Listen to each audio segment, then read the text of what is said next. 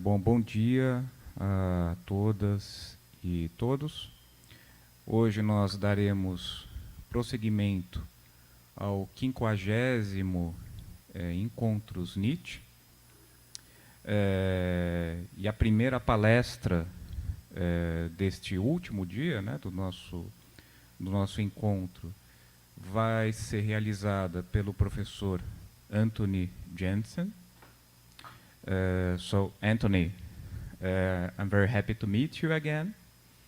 I will briefly introduce you to the Brazilian audience in Portuguese, and then I will hand over to you. That's okay?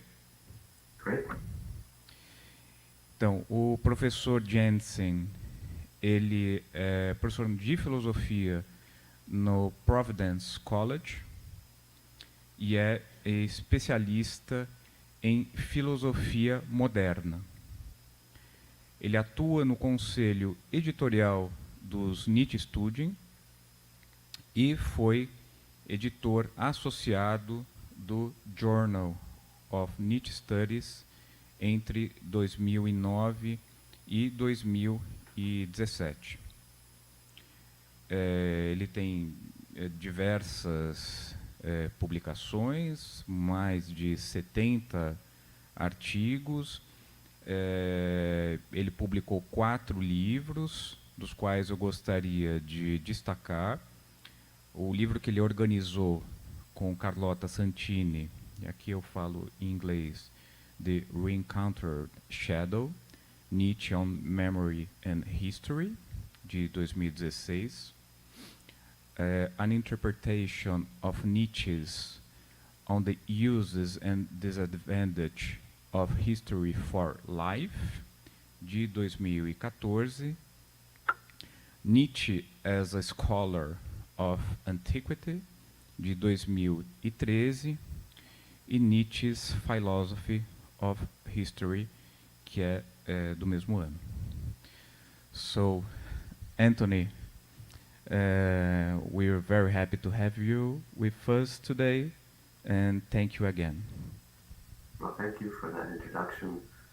It really is an honor to be here. I think this is the 3rd presentation that I've made in Brazil, and each time, unfortunately, I've been inside these 4 walls.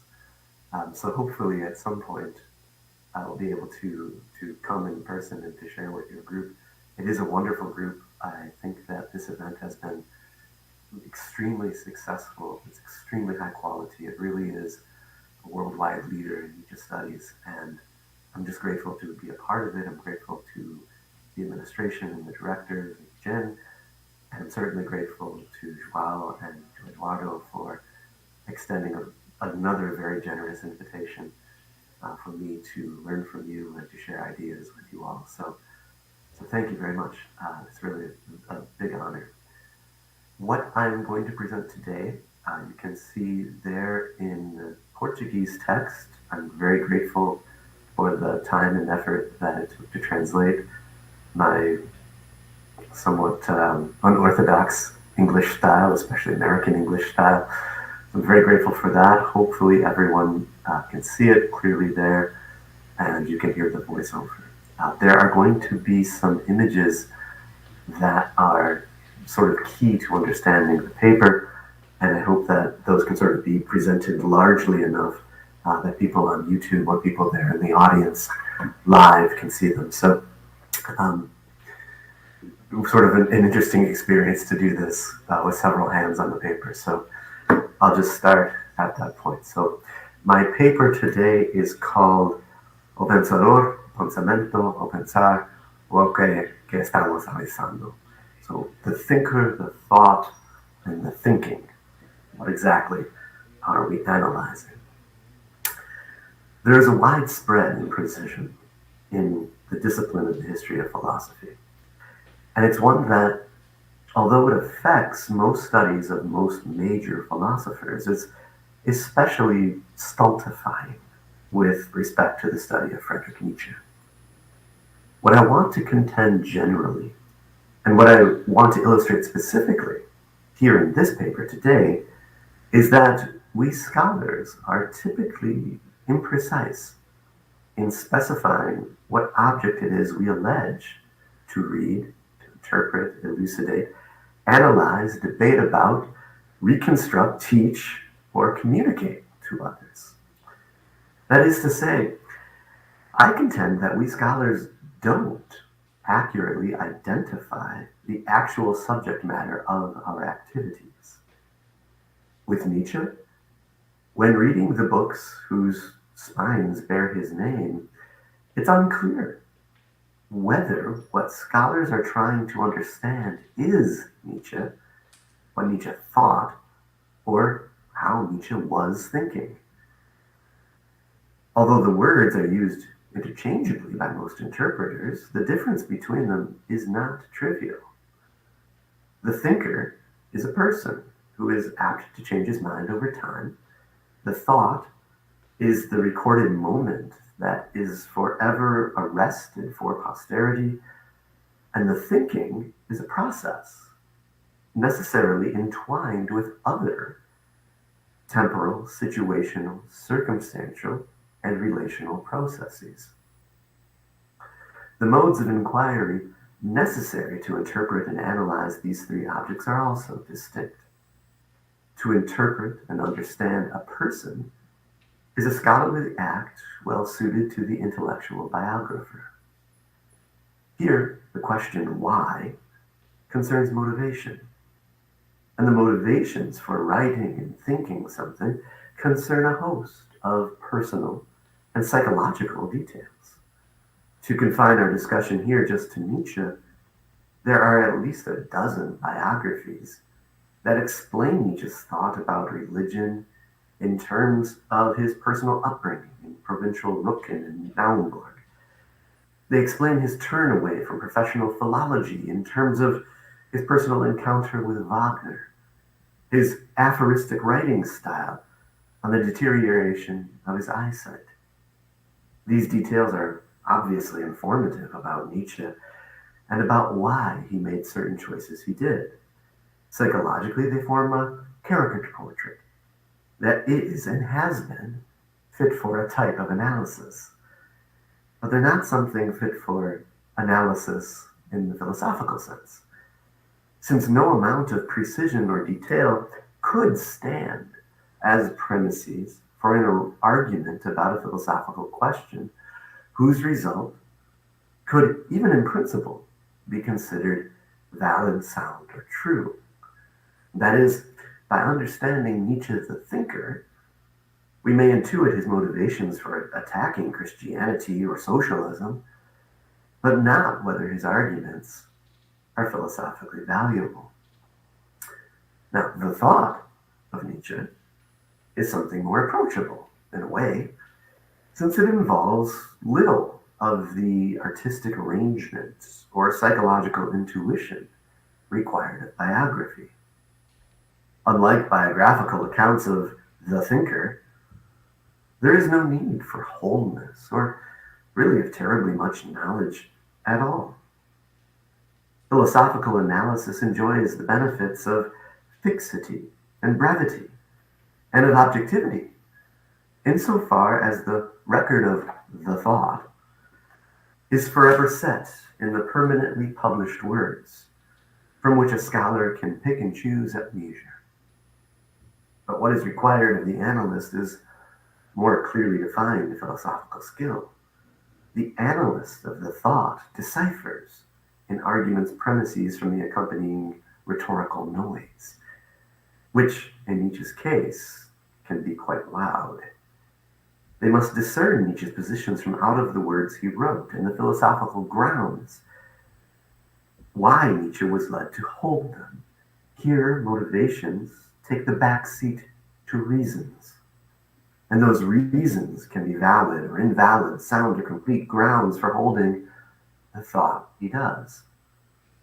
The published text is the crystallization of the thought, and thus analyzing the words of the text allows scholars to discern the thought from the thinker. But there is something artificial about analyzing the thought. putting to the side the otherwise quite serious problem of translating a philosopher into another language, something my own Anglophone tradition is quite inexcusably dependent upon.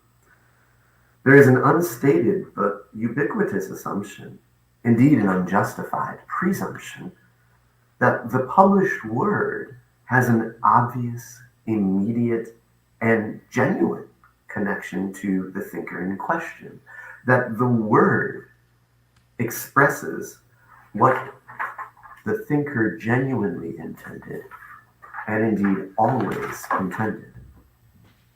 Why should that be?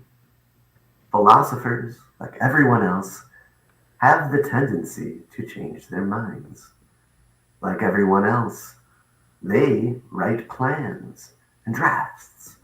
They edit and revise the words they wrote. In conversations with others, they foreground or background a particular point as they try to convince an interlocutor. Editors and publishers, even marketing agents, play their part too in shaping what becomes the public and fixed expression of the thought. Now, this is all to say, the written word is hardly an unproblematic expression of what a philosopher genuinely and forever intends. Now, with Nietzsche, the case is much worse. A glance at his biographies proved that his publications were majorly influenced by his personal circumstances. His health and his moods were definitely impactful. His poor eyesight entailed his authorial intentions were at least partly shaped by his scribes. He was rarely in position to edit his page proofs. He had, moreover, quite tense relationships with his publishers, to the point of having to pursue legal action against some of them. All of these factors, and a dozen more, are at best problematic for the analyst's narrow-minded focus on the published word as evidence that a philosopher genuinely and forever intended to say something, some position. At worst, they render the analyst a superficial positivist, playing with words and with propositions that have little to do with what a philosopher actually intended to say. Thus, both the thinker and the thought entail irresolvable obstacles for what their approaches purport to do. The former honors personal circumstance at the price of rigorous philosophical demonstration. The latter holds up the written word for analysis at the price of artificially dissociating those words from the thinker who wrote them. The former is a form of psychologism, the latter of linguistic positivism. Both miss the mark of what they are trying to do, namely, interpret and analyze what Nietzsche was really thinking. They focus on the thinker or the thought when, and this is what I want to argue here, all that is actually accessible and thus ought alone be the proper object of scholarship is just the thinking. By the thinking, I mean, above all, a process, one that is captured only in a glimpse of what an author at a particular time, in particular circumstances, in a particular moment of a dialogical conversation, agrees to express through the writing, combined with the editorial and publication factors that shape their writing, combined with an awareness of how that thinking came about out of external influences, how it came to be out of earlier forms of thinking, and what twists and turns the course of that thinking would take over the form of that thinker's life. The momentary expression of that process, I contend, that's the limit of what it is possible for scholars to know. So I propose to show this by revealing one case of the thinking here, by doing some philology of just one of Nietzsche's texts, and admittedly, only a part of that text. Although other books could be used, Nietzsche's 1874, Vom Nutzen und Nachteil der Historie für das Leben, is exemplary for showing the poverty of trying to interpret and analyze the thinker or the thought. Even just the first chapter of that book is exemplary for revealing a process of thinking that moves from his earlier plans to our own reception of the book in later years. Careful philological study will reveal that what scholars consider Nietzsche's view of history, or at least his view of history in that book, is just one moment of the process of thinking. Something informed by a series of circumstances, influences, and accidents. And if I'm right about that, then it's not justified to assert that's what Nietzsche thought, or that is what Nietzsche meant, as if there were some permanent, immutable authority to his published words, or as if there were some immediate intuition into Nietzsche's mental states. What scholarship in the history of philosophy provides us are processes that are only captured in a moment of expression. And these processes are only by the minds of scholars like us arrested as the thought and considered an extension of the thinker. Texts are like flashes, and it is only we scholars who presume they are caused by a thing called lightning. Texts are like flashes, and it is only we scholars who allege permanence in what is actually evanescent. So that's the introduction, and then we will go to the first example of the problem that I'm illustrating here. So consider the famous title, which has launched countless parodies. Nietzsche himself didn't like it. In the advertisement at the back of the Genealogy of Morals, which he published in 1887, where an author would customarily draw attention to some other works, a revised title here reads, and I'll show the image here if we can scroll down just a bit. Do we have the image there? There it is, yeah. Great, thank you. If you look at the title there, about midway in the screen, it reads not on the uses and disadvantages of history for life, it reads Via Historica. It reads, we historians on the historical sickness of the modern soul. This would have echoed the title of the never composed fifth meditation, Via Philologen. Now, this is a simple enough point to prove philologically, but the consequences of it force us to ask an elementary question. What did Nietzsche intend the title of his work to be? It's evident from this that he wanted to change it. So why don't we scholars respect Nietzsche's wishes rather than, and I've never seen a single exception in any scholarly pre-production, why do we refer to a book with a title he intentionally rejected? Now consider that just a warm-up. There's many more issues here.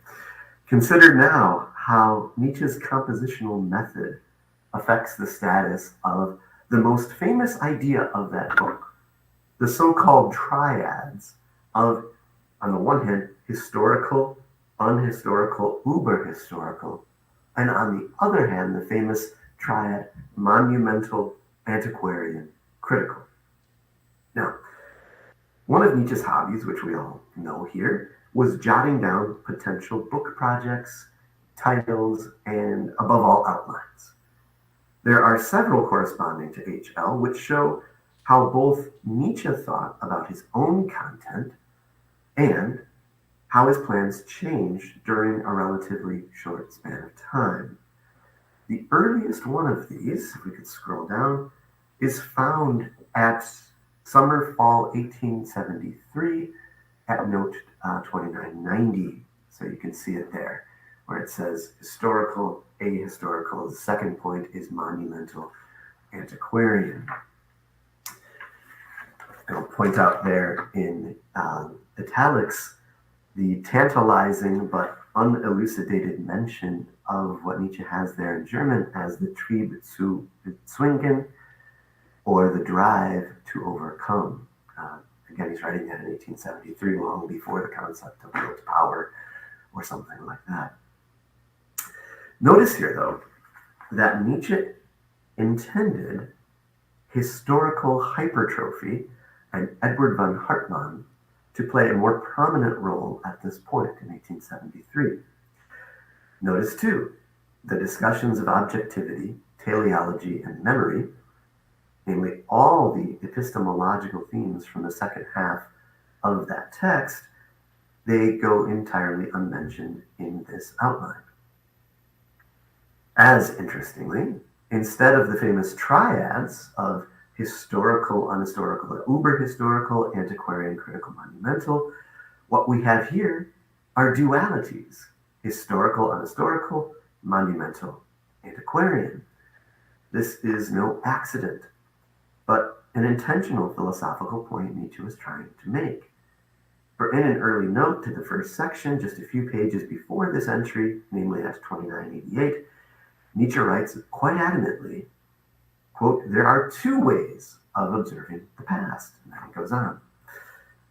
Now, some notes around this time, in fact, replace the word monumental with classical.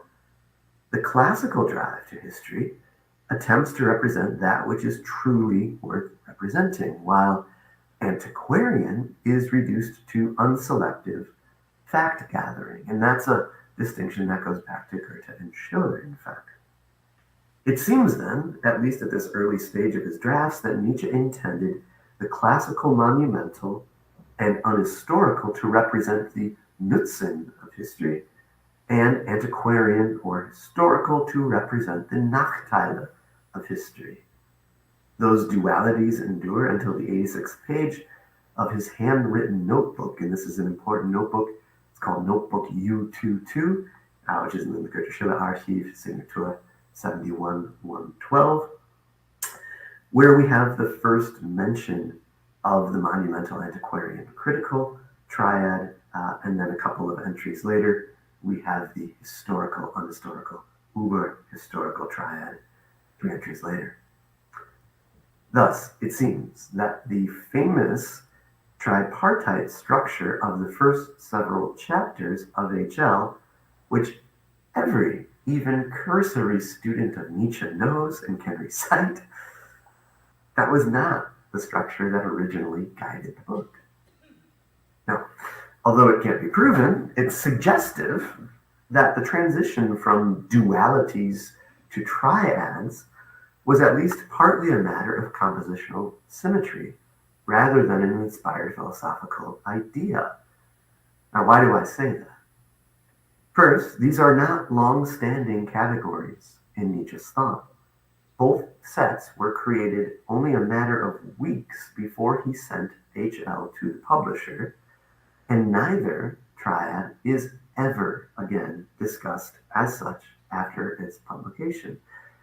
These two sets of triads occupy Nietzsche's thought for approximately 3 months, a fact which would be difficult to explain if Nietzsche himself indeed considered these critically important insights. Now, this is especially manifest concerning the idea of the uber-historical. The term and its derivatives occurs only once in Nietzsche's entire corpus after HL, and that is just a throwaway fragment about Schopenhauer. And Nietzsche's use of the uber-historical here in HL is both a ill-defined neologism and something of a conceptual mess. There seem to be two distinct and completely inconsistent meanings that Nietzsche borrows from two different sources. With reference to the historian B.G. Niebler, in section 1, Nietzsche associates the uber-historical with the ability to sense perspectives involved when historians take to write history. That's fair enough, since Niebuhr's inventiveness as a historian stems from his contextualizing events, movements, and speeches within their social and above all ethnographic background rather than the historians. The uber-historical attitude will intuit that the evidence does not represent the world straightforwardly, but express the perspectives idiosyncratic to their researchers. Those who recognize these perspectives, in Niebuhr's own words as well, stand over or above history. To be able to read a historical text in Niebuhr's sense and to decipher the interpretive proclivities of an historian, that is, for Nietzsche and Niebuhr both, uber-historical. Now, the second of the sense of the uber-historical has nothing at all to do with Niebuhr, or really any historian at all. Look what Nietzsche writes here at the end of HL1. You can see the paragraph there. I'll let you just sort of read that. While I take a sip of coffee. Now, consider this paragraph here relative to Niebuhr. They don't make any sense. Nietzsche's second formulation of the uber-historical instead points to a figure that does go unmentioned here. That's Schopenhauer.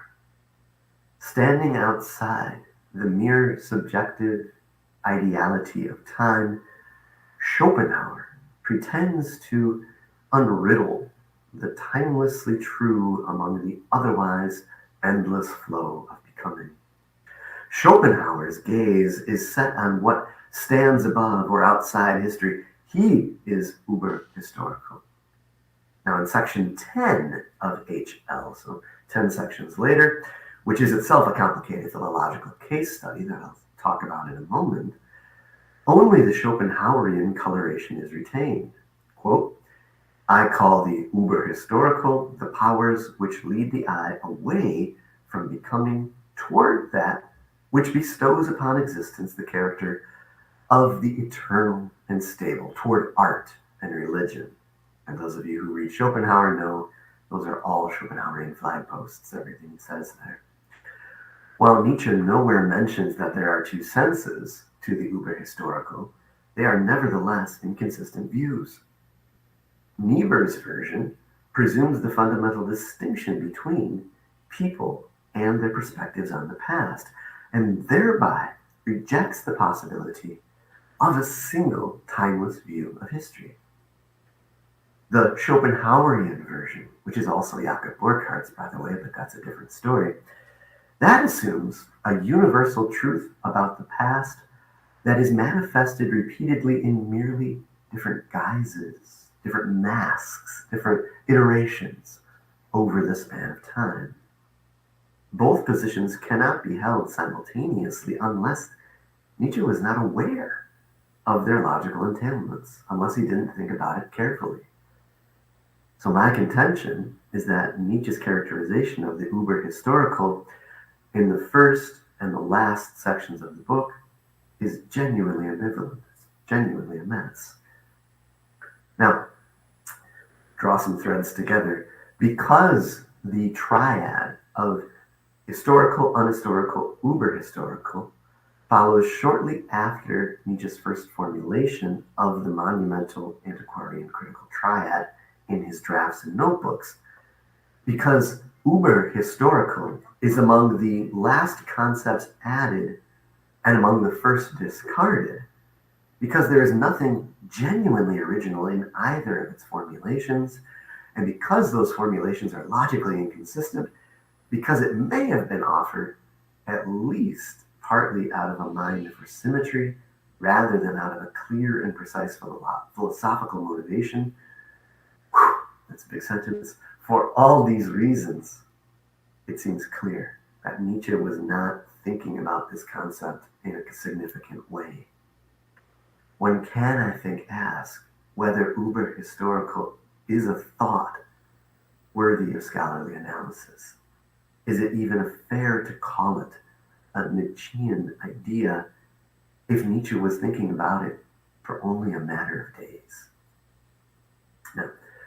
This case becomes more complicated still when we rehearse the publication history. So think about some dates here. On August 8th, 1873, Nietzsche started writing notes on history. A letter to Richard Wagner indicates the plan in place to write a second untimely meditation on history. That letter's from September 20th. The formal composition of HL begins October 25th, 1873. The complete document was in the hands of his publisher, E.W. Fritsch, on January the 1st, 1874. The page proofs were corrected in red pencil by Erwin Roda and black pencil by Nietzsche, and returned to Fritsch at the beginning of February. The final printed text appeared February 22nd, 1874. Now, the text of February 22nd, 1874, is that the canonical text? Is that what Nietzsche thought? Historians of philosophy, especially those of Nietzsche, make ample use of notebooks and drafts in trying to decipher the meaning of that canonical text. The problems with doing so are clear. What is preserved of the nachgelesene Fragmenta in KSA 7 only covers two of the notebooks, U22 and U23, but neglects the others which contain drafts and Vorstufe. Worse, what is presented in KSA 7 as U22 is itself misleading. Notebook U22, which is the Goethe'sche Archiv folder 71-112, is actually comprised of two texts, with a set of notes roughly in the middle. If you look at that folio, at the front of that book is Gersdorff's fair-hand copy of the first two sections of Nietzsche's never finished and never published Wahrheit und Lüge im außermoralischen Sinn. I'll refer to that as TL simply because of the English translation. It's WL, but I refer to it as TL, so forgive me. On the 32nd page of that notebook, one finds three additional section headings written not in Gersdorff's hand, but in Nietzsche's hand, which include very brief sketches of what the content of TL was to be. So look carefully at this page. Excuse me. You see the handwriting, I hope, there. The top of the handwriting there, that's Karl von Gersdorff. Then you can see the three section headings, that's Nietzsche's writing, and you see the cross out, obviously, and then there's some other notes. So is this Nietzsche's text? The top of the page wasn't even written by Nietzsche. That's Gersdorff's writing. Okay, so we continue here. Now, what Nietzsche would sometimes do was to compose his working notebooks from the back to the front, and then sometimes would turn it around mid-composition so as to write half of it from front to back. And I don't think there's any real deep philosophical reason for that other than he was trying to save paper. In notebook U22, TL is written from the front of the book to the back. After some jotted notes in the middle, on page 47 of that notebook begins sections that are backwards 10-1 of HL, written back to front. This continuity plays out in the interrelation between HL's treatment of history and Nietzsche's then only budding epistemology. Right, so we've got one notebook, two works thrown together. The first place where Nietzsche discusses history in a way that would track directly onto the text of HL comes at the very end of notebook U21, so the notebook preceding this, which is dated spring-fall 1873, where Nietzsche names the historical sickness as an enemy of culture and proposes an ironical or cynical attitude as its solution. The target is Tacit here. He doesn't name him, but we will learn later on that the sickness concerns Strauss's Philistinism and the teleology of Edward von Hartmann and Hegel. And the problem in that notebook is mostly a cultural problem. He says history and the hypertrophic overuse of history by historians has led to a flaccid present day, where once strong men are caught constantly looking behind themselves. Now, perhaps only a matter of days later, a few pages into Notebook U22, dated summer-fall 1873, at entry 2924, Nietzsche references one of his authors that he was reading at the time. He really liked this guy is J.C.F. Zollner, whose book Über die Natur der Kometen criticizes the methods of positivism as a weakening of genuine scientific understanding. The connection that he makes between to historiography is precisely the one that Nietzsche would adopt as the impetus for HL. Nietzsche writes in that notebook, what Zollner mourns is that the unending experimentation and dearth of the logical deductive power are also being seen in the historical disciplines. Undervaluation of the classicists, there's that word classical if you remember, in opposition to the antiquarians. So that opposition of classical antiquarian, that maps on exactly to what Nietzsche was doing in his notebooks. Nietzsche continues, that's how you lose the historical science. Everything flattens out. Now, the notes that surround this entry at 2924 indicate too how HL was intended to respond to a host of epistemological questions. For example, can history be a science? Can an historian demonstrate their claims of the past? How can historiography be objective? And now, if what we learned from the first outline Nietzsche made at KSA 7, 672, if we combine that with the composition history of Wahrheit and Lüge and außermoralischen Sinn, as that's traced in U22, it appears that Nietzsche's original plan in 1873 was to write two separate works. Wahrheit and Lüge to deal with epistemological themes, and HL to treat the cultural effects of contemporary history. Sometime later, TL failed to come to fruition, while the middle sections of HL were reformulated to make room for epistemological questions. It is at least plausible then that HL absorbed and transformed Nietzsche's epistemological views of HL in a way that superseded the original intention of HL.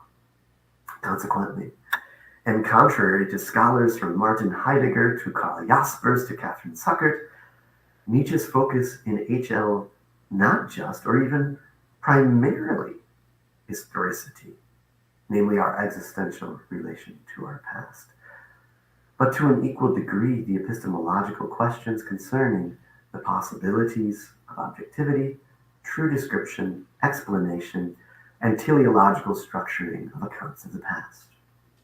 These two streams of thought, the cultural and epistemological, they collide at the precise moment of the composition of HL. And that goes some way to explaining this text's awkward composition. HL really labors under two masters.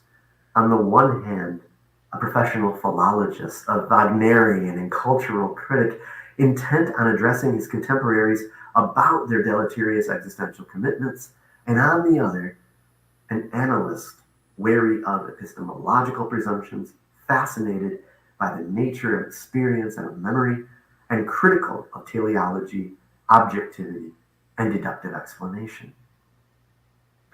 Now, this again raises the question of the status of any of these individual theses for Nietzsche. Why did Nietzsche choose to combine them? At times, these were not intended to be interwoven, only at the last moment, and under the demonstrable influence of thinkers who had little to do with alternate sides of Nietzsche's interests, were the epistemological remarks about science wedged into a text about history. Never again were those themes intertwined in that same way, And many of them never come up again. Did Nietzsche combine them because they are necessary aspects of some conceptual whole he wanted to?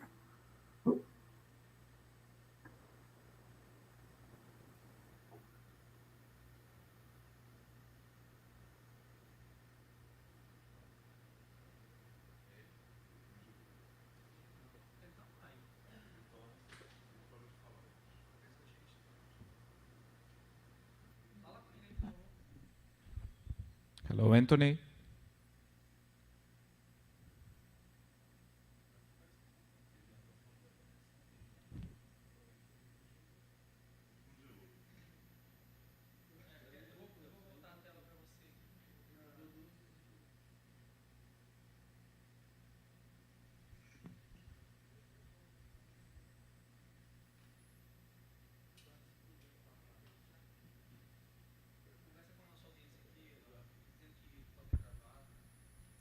Aparentemente a gente está enfrentando algum problema técnico de sinal, então nós estamos aguardando a retomada, ok?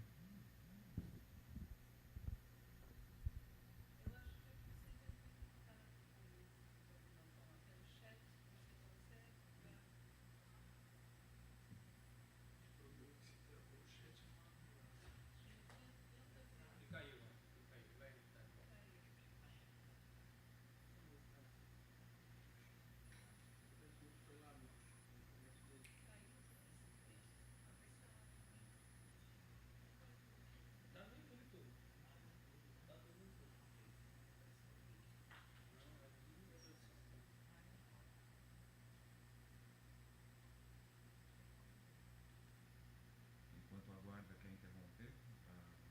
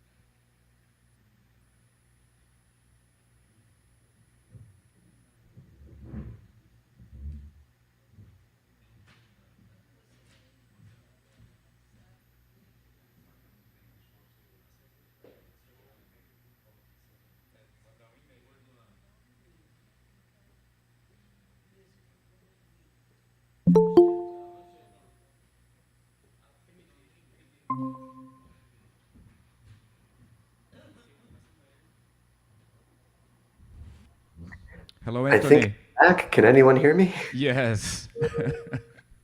Is everything fine?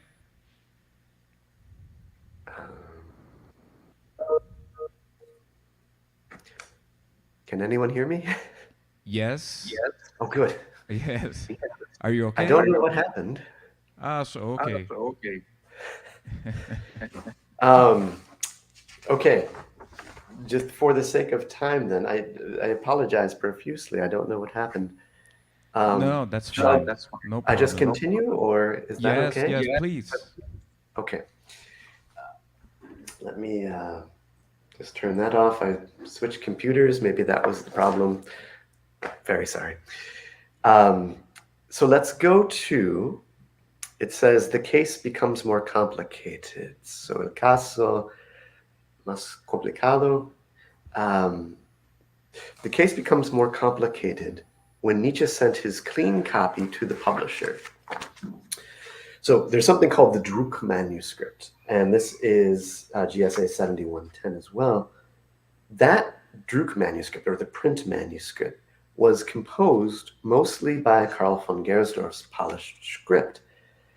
Nietzsche appears to have stepped in to write starting at page 33, which is a few lines into section 3, and then he continued until the end of that section. The text is then lightly edited both by Karl von Gersdorff and by Nietzsche. The printing was remarkably fast. On December 26, 1873, Nietzsche tells Gersdorff that the publisher, or the printer, Fritsch, had begun printing, and that Fritsch then had in his possession sections 1 through 7. He doesn't mention where sections 8 and 9 are. Nietzsche then states that he just started working on section 10. A later letter to Gersdorff states that he finished the last section right on New Year's Day, just as the first proofs were already being corrected from the first several sections. In the Weimar archive folder that contains the Druck manuscript, section 10 stands out like a sore thumb. That's our idiom. It's out of place. It is written by Nietzsche in black pen on paper that is about half the size, actually, and obviously very poor quality.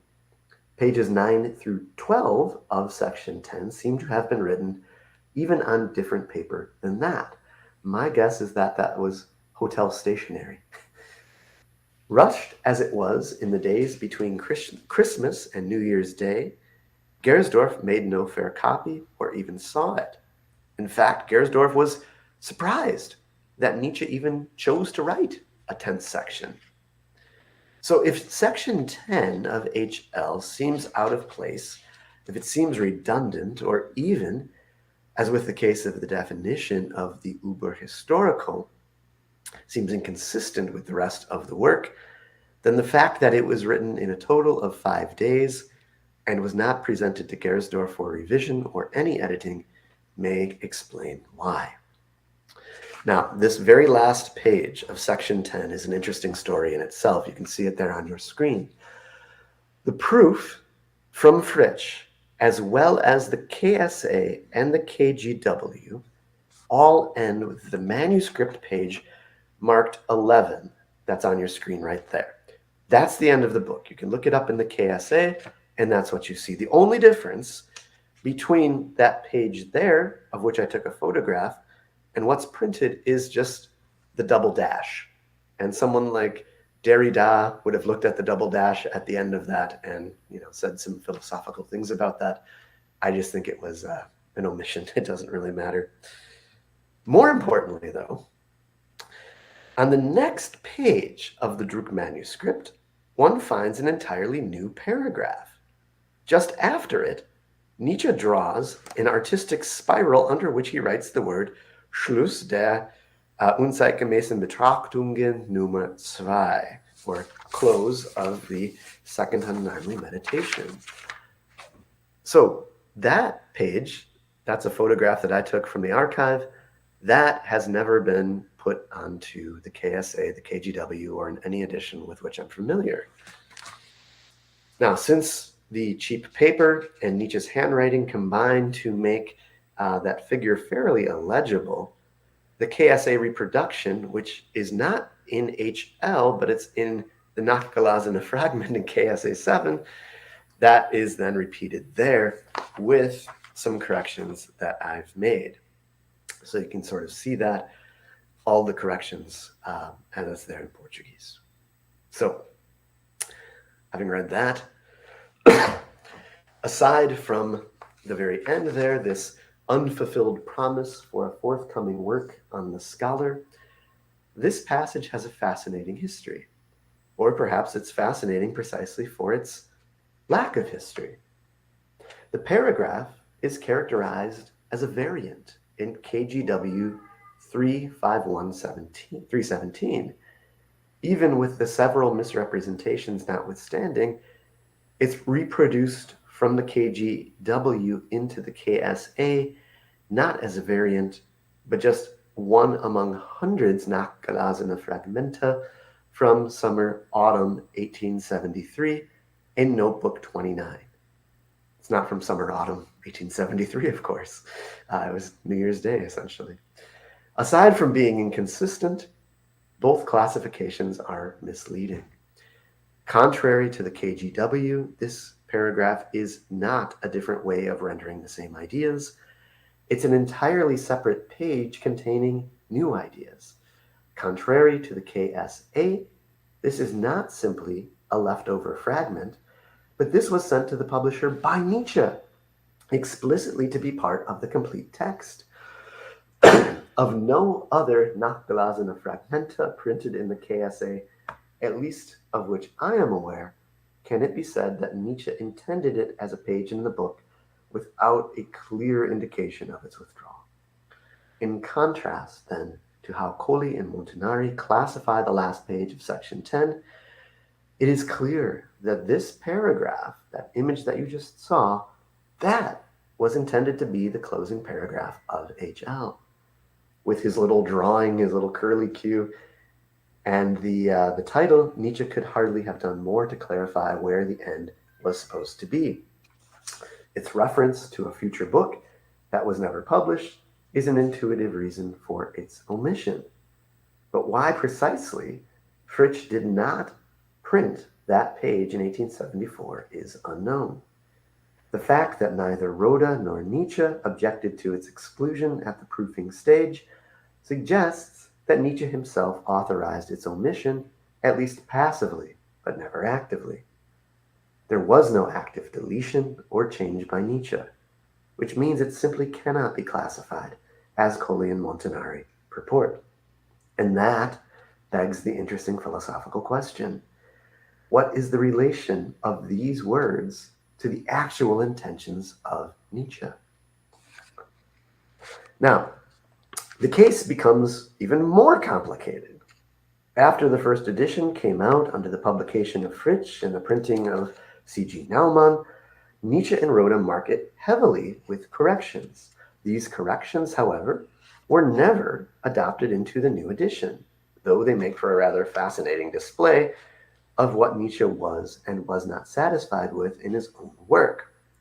So the next image that you'll see is the second page of the foreword that's found in Nietzsche's personal copy. One example of how intensive these corrections were. You could look at any page in Nietzsche's personal copy and see these kinds of corrections. The red corrections you can see, those are Erwin Rhoda's. The pencil mark, those are Nietzsche's. Now, if you look at the left-hand margin, okay, right after the foreword, you'll see the crossed out paragraph and the words Zehe Zettel, or see the slip, which clearly refers to the scrap of paper in your next image. Okay, so in the left-hand margin, he says, see the slip. Below that, in the next image, we can see the slip. So that's the slip that Nietzsche crosses out, and he says, I want this paragraph included. He wished to change what is printed at KSA 1, page 246, from lines 5 to 15, to what is written in that image. And there is no hint anywhere in the first or second printings of HL, nor in any translation that preserves Nietzsche's clear intention of what he wanted to print. So, what do we have left in the printed text of Nietzsche? Hardly an authoritative record of what Nietzsche thought. How would the slip's inclusion affect what scholars reconstruct about Nietzsche, the thinker? Now, bringing to the conclusion here for the sake of time, pulling all our threads together, we come to the philological point that I've been trying to make. It's undeniable that HL was written quickly. He didn't like the title. The foreword was drawn from two different contexts and sandwiched together in a way that Nietzsche himself tried to change. The text brings together two distinct thematic threads, the cultural critique and the epistemological critique, from two distinct lines of influence, from Schopenhauer, from Schopenhauer, excuse me. It absorbs and transforms material from a different project which failed precisely at the same time, namely Wahrheit and Lüge.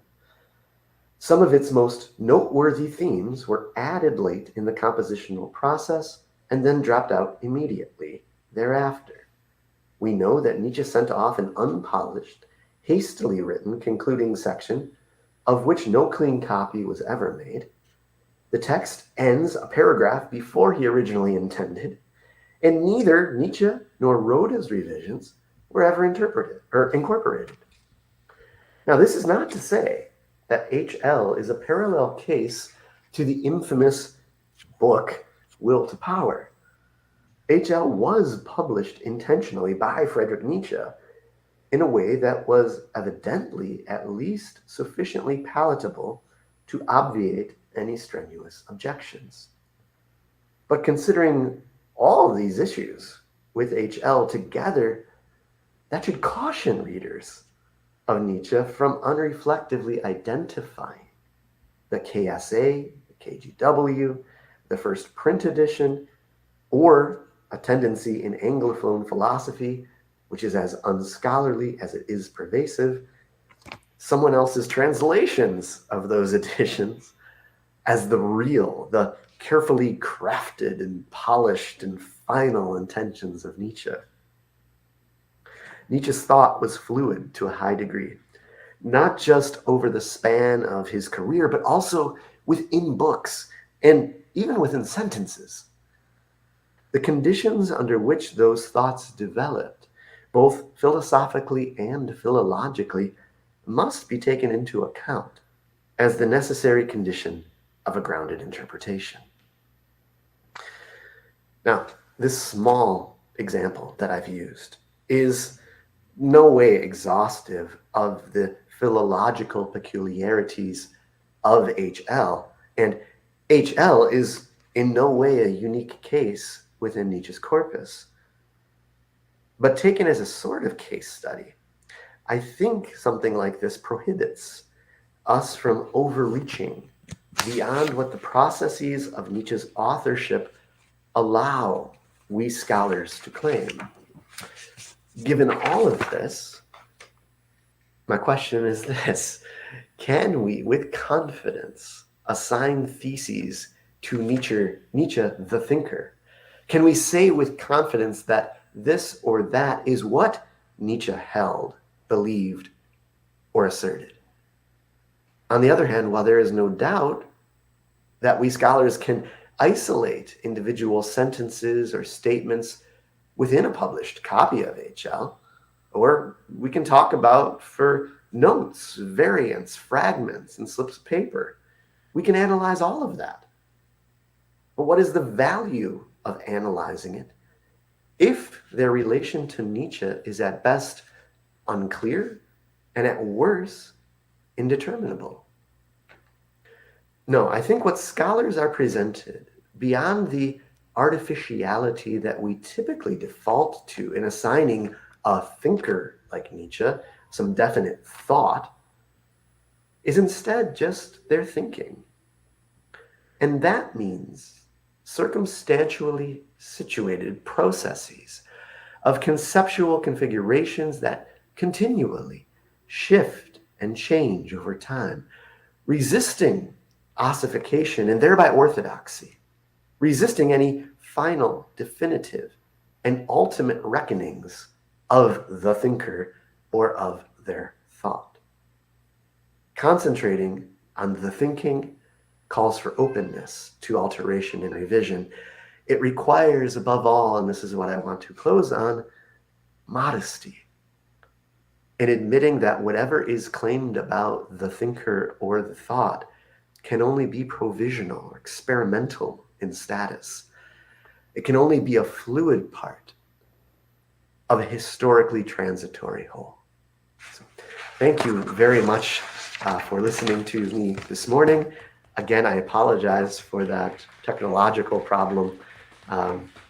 those sorts of things always happen, and I'm glad at least that we could remedy it. So thank you for your attention this morning. No problem at all, Anthony. So first, I would like to thank you for this, well, exuberant and insightful presentation, which carries both philosophical and philological value for the Nietzsche scholars. And to start our discussion, I would like to pose a question about the main edition that we Nietzsche researchers use. That is the critical edition organized by Colli Montinari, the KGV edition.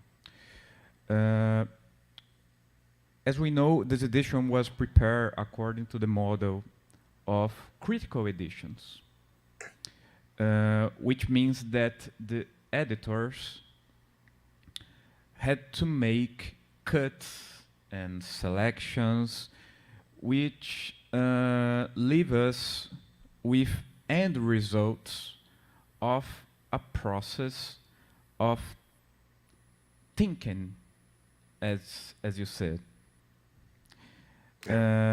It means that the critical edition was conceived at the expense of the suppression of thinking, using your insightful expression once again. You brought in your presentation some very explicit examples in this regard, such as the no incorporation of the wishes manifested by Nietzsche to include changes in the printed text of the second untimely meditations.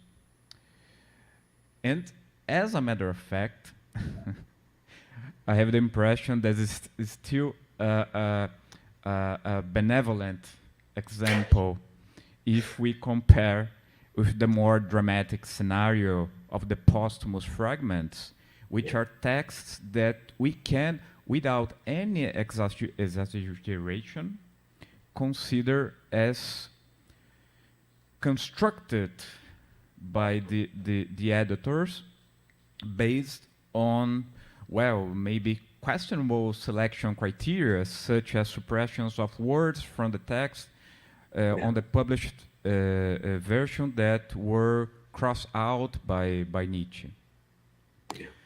Now, of course, I do not intend here to question the competence of Colli Montinari, because the problem here is actually related to the model of critical editions, which require this type of procedure.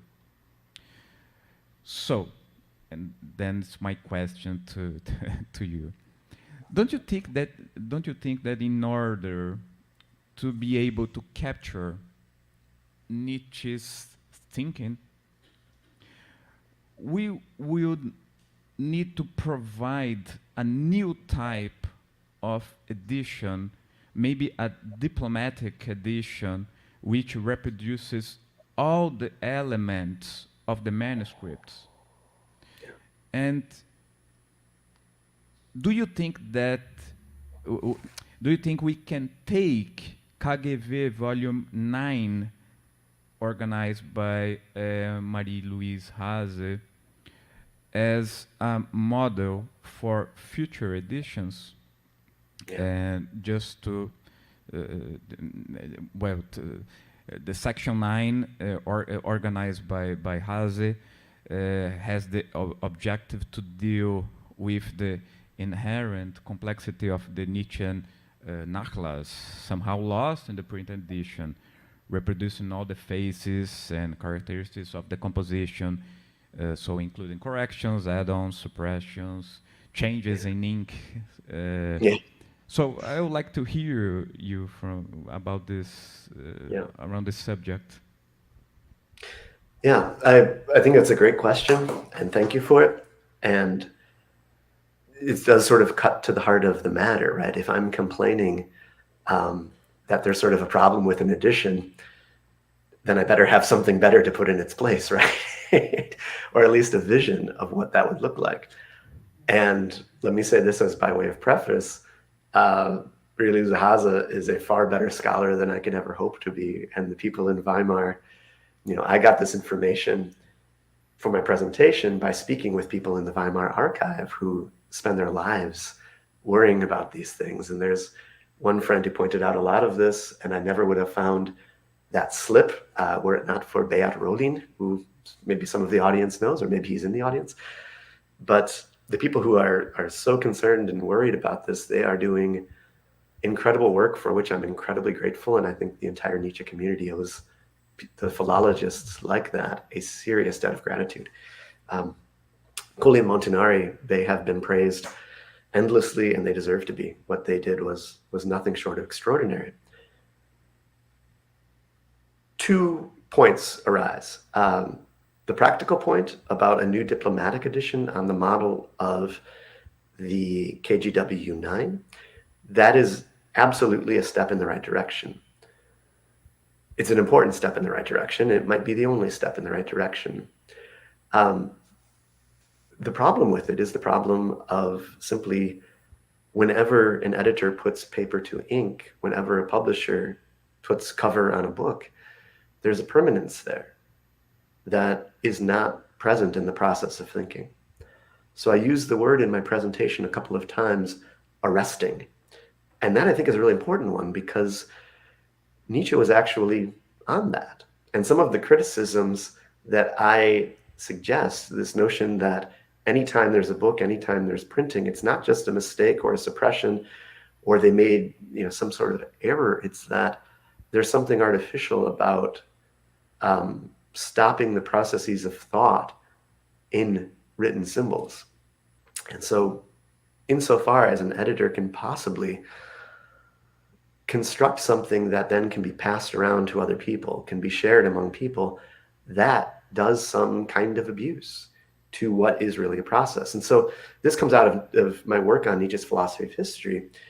I defend a position that Nietzsche in 1874 was something of a constructivist in his history. So if we ignore the philology for a moment and try to do some philosophy, his position seems to be that a historian never repeats history, to use his teacher's word, right? This is Burckhardt's teacher, Leopold von Ranke.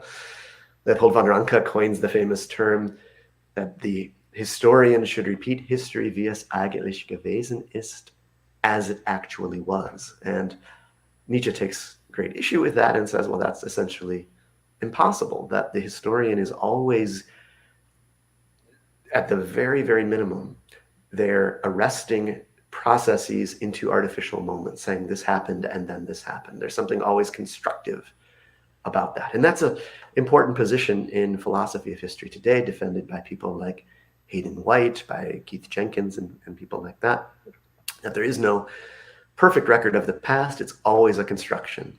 And we can analyze the perspectives that motivate particular constructions or other constructions. And that, I think, is something that's part of what is going on with the monumental, critical, and antiquarian historians, is that the perspectives in which they construct history, that's a problem of psychology to a certain extent, but there's also a deeper problem just in the epistemology of trying to arrest the flow, trying to stop or halt the flow of what is continually in flux by means of concepts and words and symbols.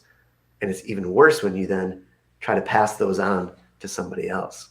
So is there an edition that can be better than the critical edition of Colli and Montanari?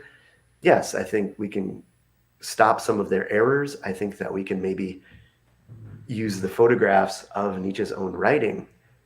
But the moment Nietzsche himself writes down a word, that, even by Nietzsche, becomes artificial. So in that sense, my real complaint is not with the editors of books.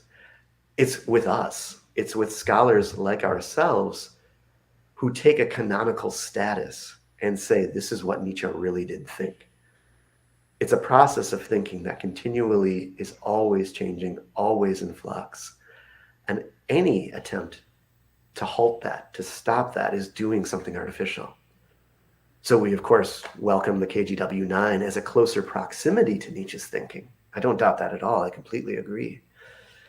But I think there must be some humility on the part of we interpreters to acknowledge that that's a process that we are ourselves arresting, that we are ourselves making artificial.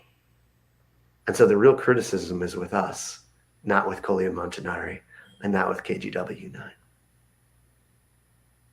Does that sort of answer the question? Does that sort of get at? Yes. Thank you very much, Anthony. I will translate. So I will translate my question, then your answer in Portuguese. Well, I will make a brief translation. Yeah. Então, eu fiz uma pergunta para o professor Jensen, com base no que ele apresentou, se primeiro uma questão relacionada à principal edição que nós, estudiosos de Nietzsche, utilizamos, que é a edição Colli-Montinari. O que eu disse é que esta edição foi preparada de acordo com o modelo de edições críticas, o que significa que os editores realizam recortes e seleções, o que acaba nos deixando com processos finais, né, ou melhor dizendo, com resultados finais dos processos, ou com aquilo que o Jensen chama de pensamento. Então, quer dizer, a edição crítica ela foi concebida com o ônus de suprimir o pensar, né, usando outra expressão do Jensen na apresentação. E o que eu disse a ele que ele trouxe alguns exemplos bastante explícitos a esse respeito, tal como a não incorporação dos desejos manifestos pelo Nietzsche de incluir mudanças na versão impressa da segunda consideração extemporânea. E o que eu disse ainda é que eu tenho a impressão que o exemplo que ele traz aqui, da segunda extemporânea, é ainda um exemplo benevolente se nós compararmos com o cenário mais dramático dos fragmentos póstumos, que são textos que nós podemos, sem nenhum exagero, considerar como construções realizadas pelos editores baseado em critérios, né, de seleção que são, no mínimo, questionáveis, né, tal como a supressão de palavras do texto da versão, nas versões publicadas que foram riscadas. O que eu disse, enfim, é que eu não pretendo aqui colocar em questão a competência, obviamente, da edição organizada pelo Colli-Montinari, porque o que me parece é que o problema está relacionado ao modelo das edições críticas que requerem esse tipo de procedimento. Então, a minha pergunta a ele é se ele não pensa que nós poderíamos considerar um novo tipo de edição, uma edição diplomática, que reproduz todos os elementos dos manuscritos. E ainda, nessa direção, se ele não pensa que no volume 9 da edição KGV poderia nos servir aqui como um modelo para dessas futuras edições. E aqui eu esclareci que a seção 9 da KGV, que foi organizada pela Marie-Louise Haas, tem o objetivo de retratar toda a complexidade do Nachlass nietzschiano, que, de alguma maneira, foi perdida na versão impressa, né? Então, a KGV-9 ela reproduz todas as fases, características de composição, incluindo correção, acréscimo, supressão, mudança de tinta, etc. Tá. A resposta do Jensen a esta minha pergunta é que, claro, nós deveríamos, uma vez, né, que está se colocando em questão este modelo da edição, está implícito, né, no texto dele, que está se colocando em questão este modelo da edição crítica, que nós deveríamos pensar num modelo alternativo. E a esse respeito, ele nos diz, e aqui eu vou, né, sintetizar, tá, os pontos mais relevantes, tá, da resposta dele. Ele nos diz que, a respeito da possibilidade de providenciar uma edição diplomática, ela, sem a menor dúvida, ela vai na direção do que ele está nos dizendo aqui nessa direção. Claro que teríamos que considerar a disponibilidade dos editores em realizar algo desta magnitude, haja vista que ele está de acordo que este processo seletivo que é inerente à edição crítica, elas, enfim, representam tipos de infrações, tá? Agora, o problema, no entender dele, no entender do Jensen, não estaria tanto nos editores e sequer propriamente no modelo da edição crítica, mas o problema que ele está procurando aqui nos colocar é o modo como os historiadores da filosofia geralmente procedem, né? O que acaba fazendo com que edições desse tipo sejam mais um espelho, né? Elas reflitam essa tendência que está presente, então, no historiador da filosofia. De qualquer modo, ele manifesta a concordância, né, que o volume 9 da KGV ele poderia, né, ele reflete de forma mais genuína, né, isso que ele está colocando aqui, né, a necessidade de se interrogar o processo do pensamento, mas a verdadeira crítica dele aqui é dirigida aos historiadores da filosofia que buscam não o processo do pensamento, mas os resultados finais desses processos, que vai ser o pensamento cristalizado. So, Anthony, I think that's right. thank you again. So, yeah, we have another question for the audience from Scarlett. Oh, please, thank you. Good morning, Scarlett. Hello, Anthony. So happy to listen to you. Very good to see you. I did appreciate your paper. It's a very, very important, contribution. Thank you. And I thank you very much for that. Well, in the beginning, I was thinking of Beyond Good and Evil 296. Do you remember this text? The morning thoughts. No, the morning thoughts become afternoon thoughts when they are written. Yes. Okay. And I think that it's completely in accord of what you have presented. Yeah. Those ideas, the ideas like those ones, the thinking, our processes, the texts are flashes, I think we can find in this paragraph. Mhm. So,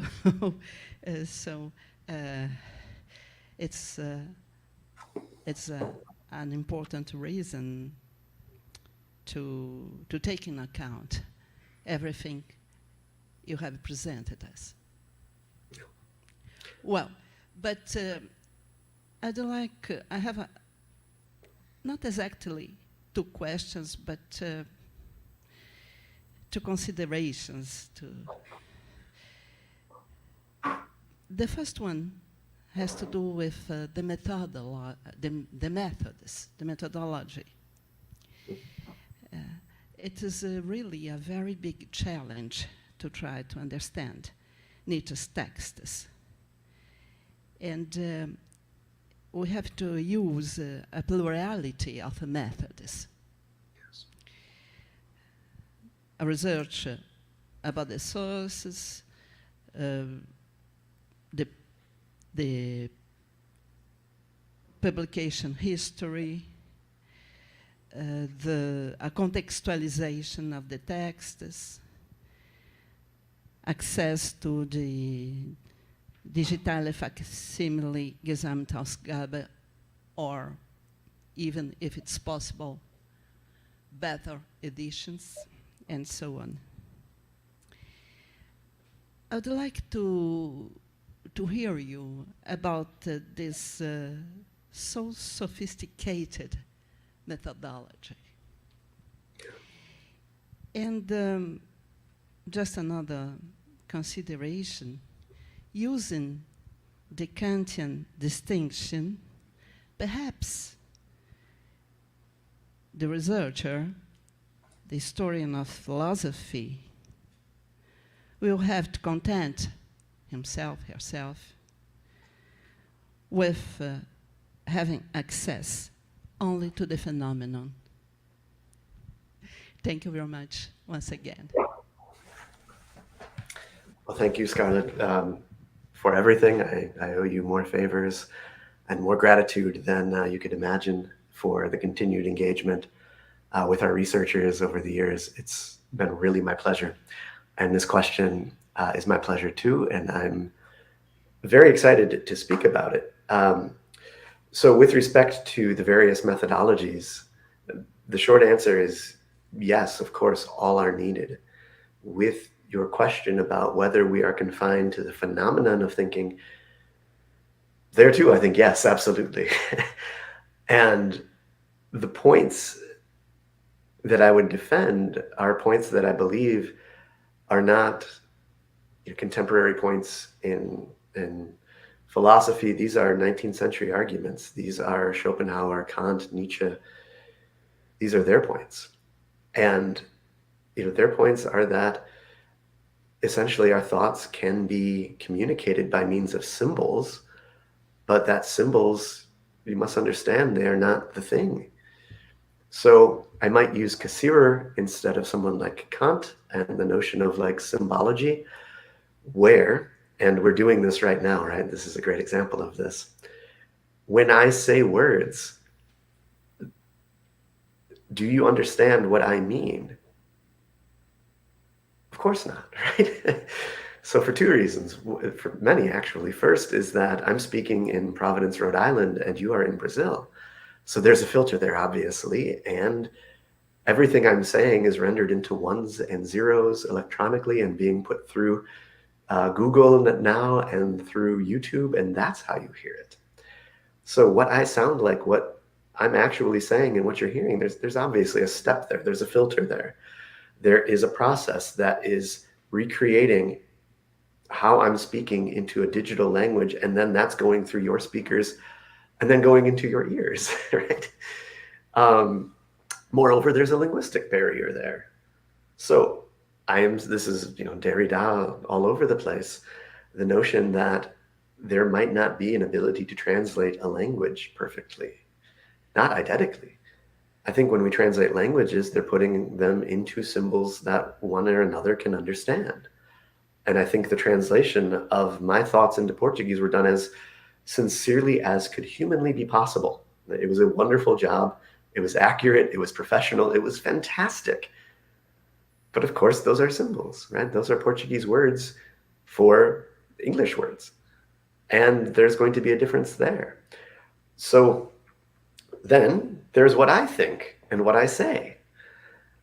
And if what I say is an exact replica of what I think, then I think the business of psychology would be eliminated tomorrow. Right? The premise of psychology is essentially that you don't know what you think, and that what you say and what you do is in some sense a symbolic translation of what you think. But it's not, right? There's an extra step. It's not exactly what you think. It's not the, as you would say, Scarlett, the noumena of what I think. It's somehow the phenomena, and the phenomena has filter after filter after filter after filter. And there's one last one, and I think Nietzsche's really into this one. More than Cassiru was into this, more than Kant was into this. And that is, when I represent my own thoughts, it's a representation by definition. But when you hear my thoughts, you're not hearing my thoughts, you're hearing a representation of my thoughts as much as you're seeing a representation of the colors that are in that room. The representation of colors isn't particularly psychological, it's more physiological. But the representation in your own mind of whatever it is I'm saying is always going to be filtered through a psychological affect. So the long and short of that is, I think where your question was leading, is how do we have a method that in some sense can represent truly, right? How does the phenomena correspond to the noumena? And I think my answer, and I want to say this is Nietzsche's answer too, but this is my interpretation of Nietzsche, so that's another whole level. But my answer is that the phenomena can never be presumed to correspond to the noumena. What the phenomena corresponds to instead is a much more social aspect of a number of receivers that then agree to use the following symbols to talk about those things.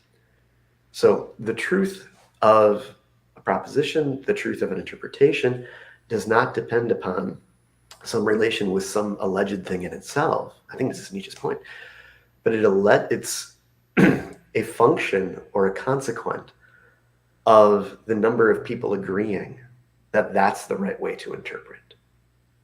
So it becomes a function of essentially a social agreement.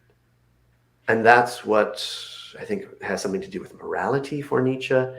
That certainly has a lot to do with history for Nietzsche. He approvingly quotes Napoleon. I always love Nietzsche quoting Napoleon on this. Napoleon at one point was asked by somebody what happened, and Napoleon gives the story. And he says, well, is that true? And Napoleon responds, allegedly, right? This is a historical account of itself. So again, another meta level. Napoleon is alleged to have responded, but what is history other than a fable agreed upon?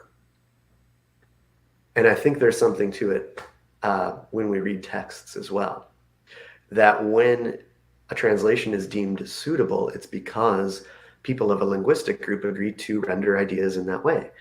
When we are convinced by a proposition, it's that we all agree that something is to be rendered that way. Think about political parties or religions.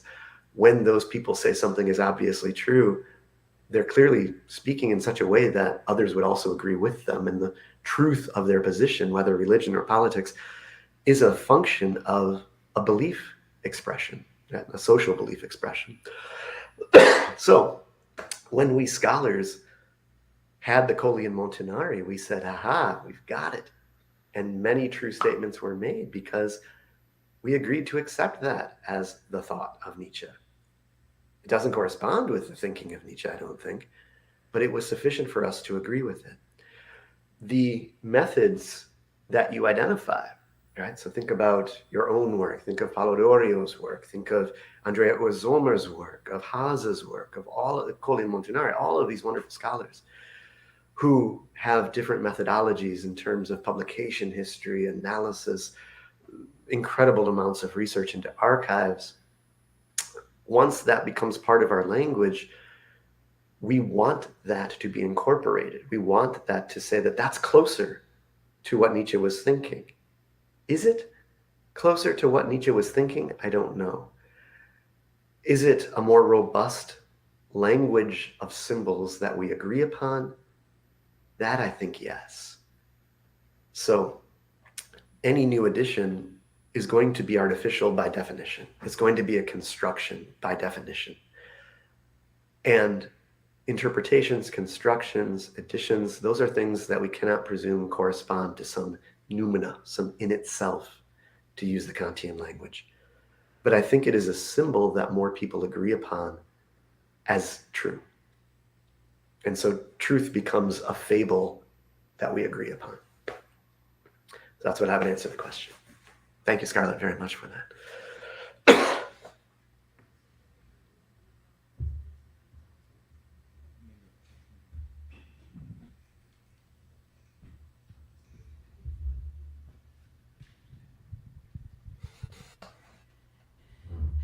Na verdade, eu perguntei ao Jensen o seguinte, que o início da exposição dele me lembrou uma passagem de Para Além de Bem e Mal, o parágrafo 296, que é o último, na verdade, é o último parágrafo de Para Além de Bem e Mal, em que Nietzsche diz que os pensamentos da manhã, quando escritos, se tornam pensamentos da tarde. Perderam a evanescência deles. E, na verdade, as ideias que Jensen trouxe, por exemplo, que o pensar é um conjunto de processos e que os textos escritos, na verdade, são flashes desses processos, no meu entender, já se encontram nessa passagem de Para Além de Bem e Mal, o que valida ainda mais o texto que o Jensen nos apresentou. É claro que, de início, eu disse que eu apreciei muitíssimo o texto e eu agradeci por tê-lo partilhado conosco. E depois eu pedi a ele que falasse um tanto sobre a metodologia, porque, na verdade, é uma pluralidade de métodos que Jensen nos apresentou. Métodos que têm a ver com a contextualização do texto nietzschiano, com uma pesquisa das fontes, com a história das publicações e com o acesso à edição facsímile de Nietzsche, ou talvez a uma edição ainda melhor, aqui fazendo referência à resposta dele à primeira pergunta. E, por fim, eu concluí dizendo que, se nós recorrermos à distinção kantiana entre fenômeno e númeno, fenômeno e coisa em si, talvez o historiador da filosofia tivesse de se contentar em ter acesso unicamente ao fenômeno. You say it better than I can. So I will translate briefly your answer, Anthony. Bom, mais uma vez eu só vou pegar algum dos pontos mais significativos da resposta dada pelo professor Jensen. Para a pergunta do professor Scarlett, ele nos diz que há uma série de barreiras que dificultam a devida, uma genuína compreensão, e ele estaria mais propenso a assumir que nós estamos encerrados num universo simbólico. Então, que, por exemplo, ele nos disse na apresentação hoje, não seria verdadeiramente um retrato do pensar, né, do processo que precede, né, o texto apresentado, né, porque o que nós temos no texto escrito seriam nada mais do que representações do pensamento e não exatamente o pensar, né? Então, a respeito da questão posta pela professora Scarlett, diz que nós não teríamos, de fato, né, como alcançar, utilizando aqui o paralelo com a separação fenômeno-número kantiano, nós não teríamos como ultrapassar o campo fenomênico de tal forma que a nossa compreensão ela fica aqui restrita ao universo simbólico que é socialmente determinado. Tá? Ele também nos disse aqui a respeito mais diretamente da edição Colli Montinari, que nós, enquanto uma comunidade, né, de investigadores de Nietzsche, nós, num primeiro momento,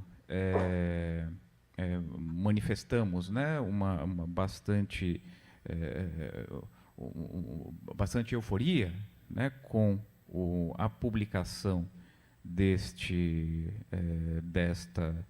desta edição, na expectativa de ter acesso àquilo que o Nietzsche verdadeiramente pensou, mas, no fundo, nós não temos nessa edição acesso ao processo, ou o pensar, né, como ele chama, mas o que nós temos são símbolos que são socialmente tidos como verdadeiros, e a partir deles nós enfim, iniciamos discussões enquanto investigadores. So I think that's it, Anthony. So that sounds right.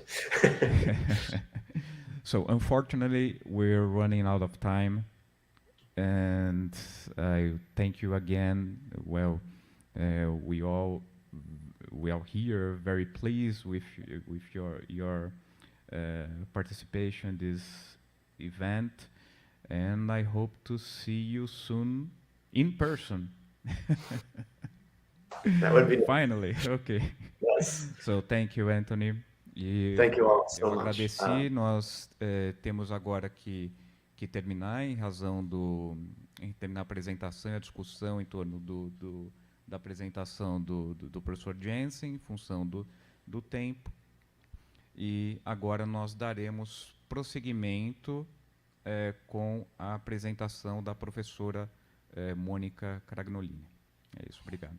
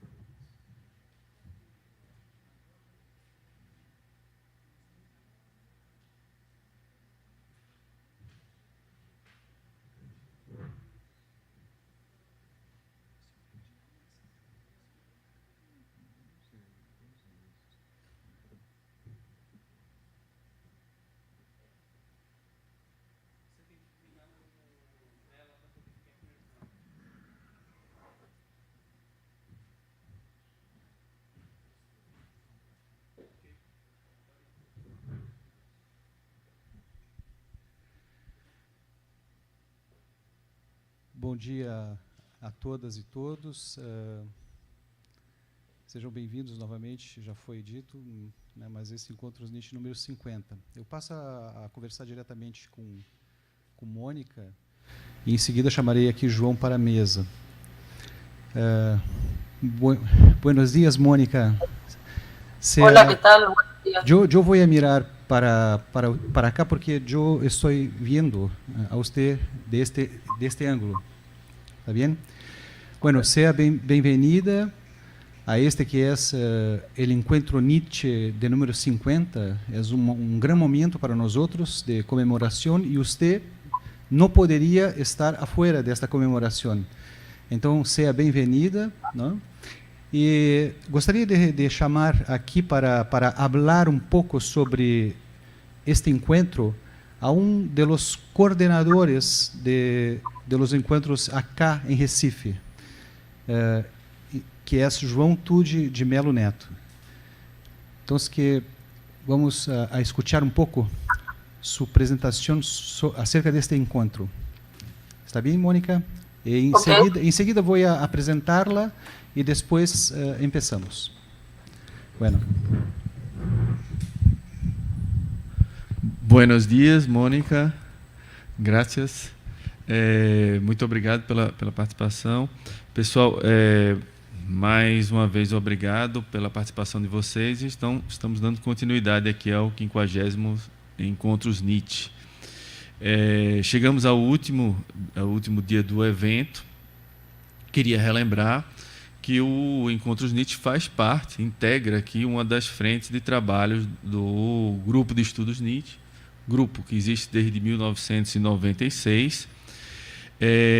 Entre as frentes de trabalho, a gente tem o Cadernos Nietzsche, principal publicação de Nietzsche no Brasil, a coleção Sendas e Veredas, coleção de livros sobre a filosofia de Nietzsche, e o Encontros Nietzsche, que é esse... que possibilita a discussão, é uma cena que possibilita a discussão acerca do pensamento nietzschiano no Brasil, e eu diria que no mundo, porque fazemos esse intercâmbio.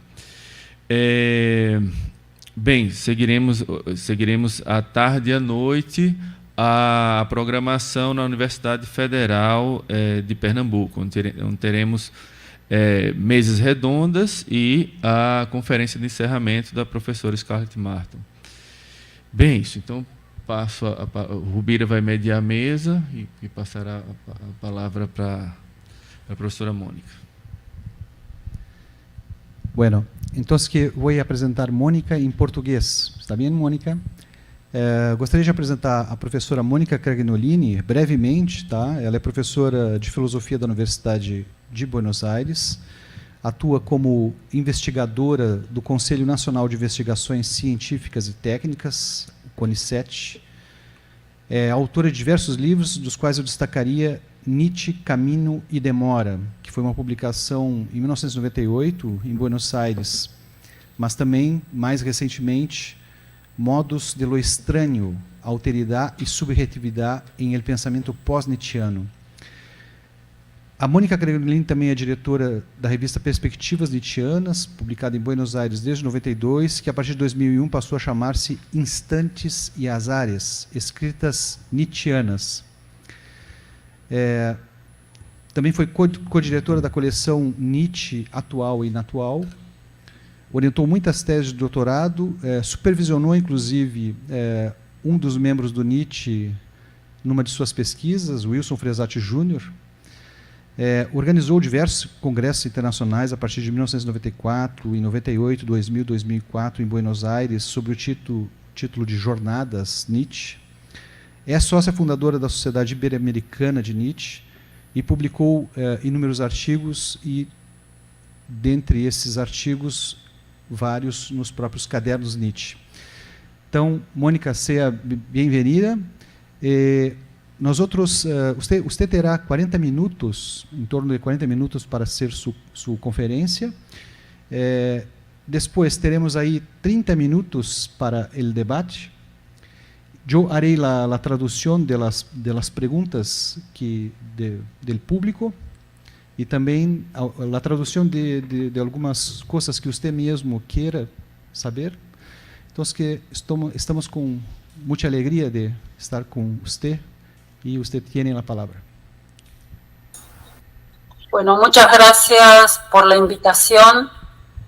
Agradezco mucho a quien se ha encargado de la coordinación, por lo menos en lo que tiene que ver con la parte internacional, a Joao Neto, y agradezco mucho también este recuerdo de las veces que he estado en los distintos encuentros Nietzsche, y mi especial saludo a los colegas que he venido viendo durante estos años, a Ivo da Silva, a Vania Dutra, a Wilson Frisati, a Eduardo Nasser, a André Taparica, bueno, y tantos otros, y sobre todo mi agradecimiento a quien es el alma mater, la gran formadora, investigadora y difusora del pensamiento nietzschiano, y la madre, diría yo, de todos los nietzschianos brasileros y de otras partes del mundo, que es Scarlett Martin. Bueno, mi trabajo se refiere a una cuestión que no tiene que ver tanto con lo filológico, sino con el modo en que actualmente el pensamiento de Nietzsche está siendo recepcionado e investigado, y se llama Nietzsche en los estudios críticos de la animalidad. Siempre he considerado que la intempestividad de Nietzsche es estar por fuera de la medida de su tiempo, y esa es la idea de un Sagemes, implica que en cualquier tiempo puede decir algo al presente que vivimos, y en ese sentido trazar líneas para poder seguir pensando distintas problemáticas que nos afectan. Es por eso que Nietzsche es siempre, al mismo tiempo, un pensador actual e inactual. En esta intempestividad, el tema que me interesa es el del aporte que la filosofía de Nietzsche puede hacer al campo de los estudios críticos de la animalidad, un área interdisciplinaria que abarca no solo disciplinas del ámbito de las humanidades y de las ciencias sociales, sino también de la biología, ciencias del ambiente, etc., y que se aboca al estudio de los animales, sus modos de estar y habitar el planeta, sus vínculos con el resto de la realidad, sus derechos, etc. Si bien es cierto que esta línea de investigación se impulsa a partir de los años 70 del siglo XX, a raíz de la publicación de Liberación Animal de Peter Singer y el consiguiente nacimiento de varios movimientos a favor de los derechos animales, se puede decir que es en las 3 últimas décadas que alcanza mayor notoriedad, en especial por la relevancia que adquieren las problemáticas ambientales en diversos ámbitos de estudio. Los estudios críticos de la animalidad han puesto en crisis todo lo propio de los humanos, aquello que se consideró prerrogativa y atributo exclusivos del existente humano, y que le permitió por mucho tiempo establecer límites, barreras y abismos entre los animales humanos y los animales no humanos. En el siglo XIV, los Studia Humanitatis, tal como los caracteriza Coluccio Salutati, comprendían las 5 materias que se consideraban vinculadas a características privativas del existente humano: gramática, retórica, poética, historia y filosofía moral. Esas disciplinas indicaban que solo el existente humano tiene lenguaje, capacidad creativa, historia, etc. En el siglo XX, la etología, ya desde Conrad Lorenz en adelante, ha mostrado que también los animales resuelven problemas, se comunican entre sí y pueden comunicarse con los humanos, aprendiendo el lenguaje de señas, entre otros, forman comunidades con categorías aproximables a la moral, etc. Una vez deconstruidos aquellos propios del existente humano, se torna necesario pensar desde otros parámetros la cuestión animal. Los estudios filosóficos han hecho diversos aportes a este campo de los estudios críticos de la animalidad, haciendo patente de qué manera la problemática animal ha estado presente en la filosofía. En este sentido, uno de los puntos centrales de debate en la filosofía ha sido el tema del alma de los animales, y la compilación de Pietro Licausi y Roberto Pomelli, L'anima degli animali, Aristotele, Frammenti Stoici, Plutarco, Porfirio, así como los volúmenes que en el ámbito latinoamericano vienen compilando Leticia Flores Farfán y Jorge Linares Salgado, que se titulan Los filósofos ante los animales, dan cuenta de la relevancia de la problemática para el pensamiento filosófico actual. En este sentido, la pregunta a realizar desde la investigación nietzschiana es acerca del modo en que Nietzsche y la problemática animal en el autor, como ha dicho Derrida, del mayor bestiario de la historia de la filosofía, se ha hecho presente en las últimas décadas. Haré entonces un muy breve estado de la cuestión del tema animal en la investigación nietzschiana para referirme luego al valor y la importancia que esta temática tiene en nuestras actuales condiciones de vida. Y paso entonces al primer punto, que sería Nietzsche en la literatura animalista. Entre 1960 y 1970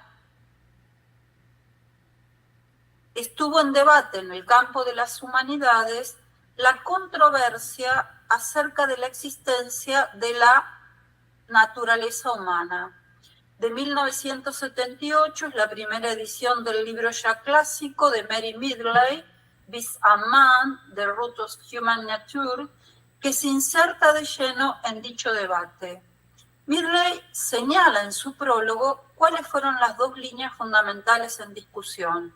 Por un lado, lo que puede ser reconocido como la línea de izquierda de las ciencias sociales, que negaba totalmente la idea de una naturaleza humana, poniendo el acento en lo cultural y constituyendo desde sus afirmaciones la mejor argumentación contra el sexismo, el racismo y el autoritarismo.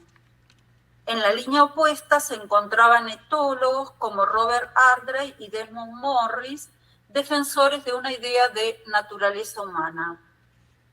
Naturaleza que en condiciones como la gran urbe se corrompen, tal como sostiene Morris en el Zoo humano. Mary Midgley menciona en su obra varias veces a Nietzsche, en algunos puntos siguiendo ciertas interpretaciones que en esos años aún eran habituales. Pero no remito a ella por el tema nietzschiano en sí, sino porque creo que deja instaladas las líneas de discusión en torno a las que girarán las problemáticas planteadas por los estudios críticos de la animalidad, que parten precisamente de considerar la cuestión animal no como subsidiaria o dependiente de la problemática humana, sino como un tema en sí mismo. Importan los animales no como imagen, metáfora o espejo del humano, sino en tanto animales. En el caso de la investigación nietzschiana, por aquellos años y aún hoy, era habitual pensar a los animales en la obra del filósofo de manera fabulística, como imagen o referencia a algo del orden humano, interpretación a la que, podríamos decir, el mismo Nietzsche ha contribuido al señalar que el águila y la serpiente de Zaratustra son sus animales emblemáticos. Por ello, los primeros textos que voy a indicar en este estado de la cuestión no provienen del ámbito de la filosofía, sino del campo literario. El primer texto que considero que hace referencia de manera más directa a la problemática animal en Nietzsche y que, como señalé, no es obra de un investigador especialista en Nietzsche, sino que se ubica en la línea más literaria de los estudios críticos del animal es el del Margot Norris, Best of the Modern Imagination, Darwin, Nietzsche, Kafka, Ernst and Lawrence, de 1985, que lleva como epígrafe un párrafo de la ciencia jovial que me parece muy adecuado, y por eso lo voy a citar, para indicar otro modo de analizar la problemática animal, es decir, no ya de ese modo fabulístico, simbológico, etc. Y este parágrafo señala los 4 errores. El hombre ha sido educado por sus errores. En primer lugar, se ha visto siempre solo de modo incompleto. En segundo lugar, se ha atribuido propiedades inventadas. En tercer lugar, se ha sentido en un falso orden jerárquico respecto del animal y de la naturaleza. En cuarto lugar, ha inventado siempre nuevas tablas de bienes y las ha tomado durante un tiempo por eternas e incondicionales, de manera que ora tal impulso y estado humano, ora tal otro, estaba en primer lugar y era ennoblecido como consecuencia de esa estimación. Si se descuenta el efecto de estos 4 errores, se habrá descontado también el humanitarismo, la humanidad y la dignidad humana. Este parágrafo indica de manera concluyente que el humanitarismo y la dignidad humana necesitan conformarse a partir de errores que básicamente lo que hacen es separar al existente humano de los animales y de la naturaleza, para ennoblecerlo y darle así una jerarquía especial a partir de propiedades inventadas. Y en este sentido, señala el modo de abordaje del tema animal en la obra de Nietzsche que me parece relevante para los estudios de la animalidad. El que advierte sobre la estructura de conformación del concepto del humano a partir de la jerarquización de unos modos de vida frente a otros y las consecuencias que esto tiene para las formas de vida que quedan ubicadas en el lugar de lo inferior. El que Nietzsche tenga en cuenta estos elementos ya está indicando que su filosofía afirmativa no puede ser pensada en la línea de los humanismos, sino en el ámbito del poshumanismo. El texto de Norris investiga la crítica al antropocentrismo hecha por autores como Darwin, Nietzsche, Kafka y Lawrence, que al mismo tiempo escriben, según la interpretación de la autora, desde gestos animales bestiales. Analiza entonces escritores, pero también artistas como Ernst, que crean a partir de su animalidad que habla. Su texto está dedicado a la obra y los gestos de lo que ella llama animales creativos. Norris intenta mantener una perspectiva zoocéntrica y por eso la vida animal es central en su trabajo. Si bien es necesario indicar que en el caso de Nietzsche su acento está puesto más en el Nietzsche animal que en los animales en la obra de Nietzsche. En este sentido, interpreta a Nietzsche desde una energía vitalista, zoomorfa, y que apunta a suturar la herida de la separación hombre-animal producida en el cuerpo vivo. Al interpretarlo desde una energía instintiva caracterizada como inmediata, sus escritos dan cuenta, según Norris, del problema de la hostilidad a la representación. Este movimiento de los autores que Norris analiza, movimiento de la crítica biocéntrica al antropocentrismo, colapsa a partir de 1930. Entonces, escribiendo en un momento en el que se piensan las cuestiones filosóficas básicamente en términos lingüísticos, la apuesta de Norris es la de rebiologizar, como ella misma señala, a estos filósofos de los animales. Estos autores elaboran nuevos modelos del intercambio libidinal entre la vida natural y la cultural, que tiene consecuencias en la redefinición de la violencia humana que tradicionalmente, como sabemos, ha sido atribuida a lo bestial en el hombre. En esta línea biocéntrica, la violencia animal es remitida a la inocencia dionisíaca. Y por ello Nietzsche es un crítico de las formas de violencia cruel establecidas desde la civilización. El sacerdote, con sus medios de crueldad, es la imagen, en la imagen del domador de fieras, es así la verdadera bestia. En esta contraposición que realiza Norris entre los autores antropocéntricos que apuntan en el arte a la representación o la imagen, y los biocéntricos, cuyo arte no se afianza en imágenes, interpreta que la escritura que propicia Nietzsche es una descarga de creación, un estimulante de la vida y del cuerpo y no de la imaginación cultural. Retomando la idea de Ricoeur de los maestros de la sospecha, señala Norris que Nietzsche siente desconfianza de toda mediación del deseo y por eso ella considera que su idea de la voluntad de poder se aproxima al deseo animal no mediatizado en la filosofía de Hegel. Por eso interpreta el ecce homo como un acto animal bestial, un ejercicio subversivo con respecto a su título, que según Norris, y en eso estoy totalmente de acuerdo, es antropocéntrico. El ecce homo ofrece una autobiografía fisiológica, un retrato del filósofo como Naturwesen.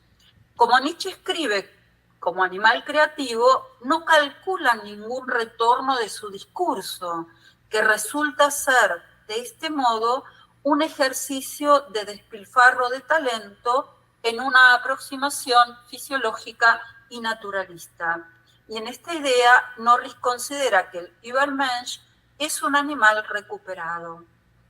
Este gesto animal, que según Norris, Nietzsche realiza en ecce homo, ya lo había realizado en Así habló Zaratustra,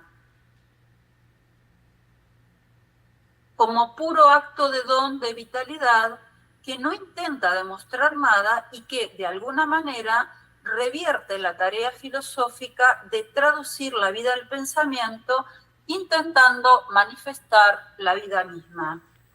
Por eso los autores biocéntricos realizan un ejercicio de pensamiento superfluo, de derroche y de exceso. Ya en el año 2000, y tampoco de autoría de un especialista nietzschiano, se publica Electric Animal Toward a Rhetoric of Wildlife de Akira Misuta Lipit, texto que dedica el capítulo 2 al pensamiento sobre el mundo animal en las filosofías nietzschiana y heideggeriana, partiendo siempre de ciertas instancias de análisis para considerar la cuestión de la distancia establecida entre el humano y el animal a lo largo del pensamiento occidental. Estas instancias son tres: la exclusión del animal del mundo organizado por el lenguaje, la ausencia de muerte en la vida del animal y, como consecuencia, la indestructibilidad del animal. Lipit señala que, a diferencia del animal heideggeriano, caracterizado desde la tristeza, el animal nietzschiano muestra una disposición alegre. Cuando Zaratustra está triste, son los animales los que le muestran el mundo como un jardín. En la segunda intempestiva se le pregunta a los animales acerca de su felicidad y, si bien ellos tienen lenguaje, han perdido memoria para poder expresar en qué consiste esa felicidad. En la interpretación de Lipit, los animales nietzschianos tienen una relación indiferente del lenguaje por su capacidad de olvido, su condición ahistórica. Lipit señala que hasta Heidegger tiene que reconocer que Zaratustra habla con sus animales. Cuando Zaratustra habla en la soledad, son sus animales que están hablando. Al hablar con animales, el hombre se abre a la vasta negatividad de un mundo bajo borradura, renunciando a la presencia de un mundo determinado por el idioma. Por ello, la relación de Zaratustra con los animales excede los parámetros del lenguaje, bloqueando la posibilidad de ser representado en el mundo humano. Su diálogo tiene lugar fuera de los intercambios que constituyen el mundo humano, en los intersticios de la comunicación. En este sentido, la relación de Zaratustra con sus animales es siempre del orden de lo unheimlich, lo extraño no familiar. Por lo tanto, el animal no puede ser reducido a los modos humanos. Me refería en primer lugar a estos dos trabajos del ámbito de la literatura comparada, porque en ambos encuentro lo que, por esos años, no se halla aún en los trabajos de los especialistas en Nietzsche, que es la posibilidad de pensar al animal no como representación o imagen de un concepto, sino en tanto animal.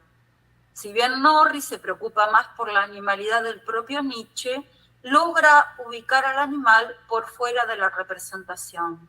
En el caso de Lippitt, esa ubicación se torna posible a partir del lugar concedido al lenguaje y al hecho de que los animales nietzschianos también hablan. Ya en el siglo XXI, en 2004, se publica la compilación de Krista Davis Acámpora y Ralph Acámpora, que presenta diversas aproximaciones al tema de los animales en Nietzsche. Pero considero que son los trabajos de Vanessa Lem los que han hecho evidente la cuestión de la filosofía animal en la obra de Nietzsche. Lem realiza un estudio sistemático de la animalidad en la filosofía nietzschiana, patentizando un lugar esencial de dicha problemática para comprender otros aspectos de su pensamiento.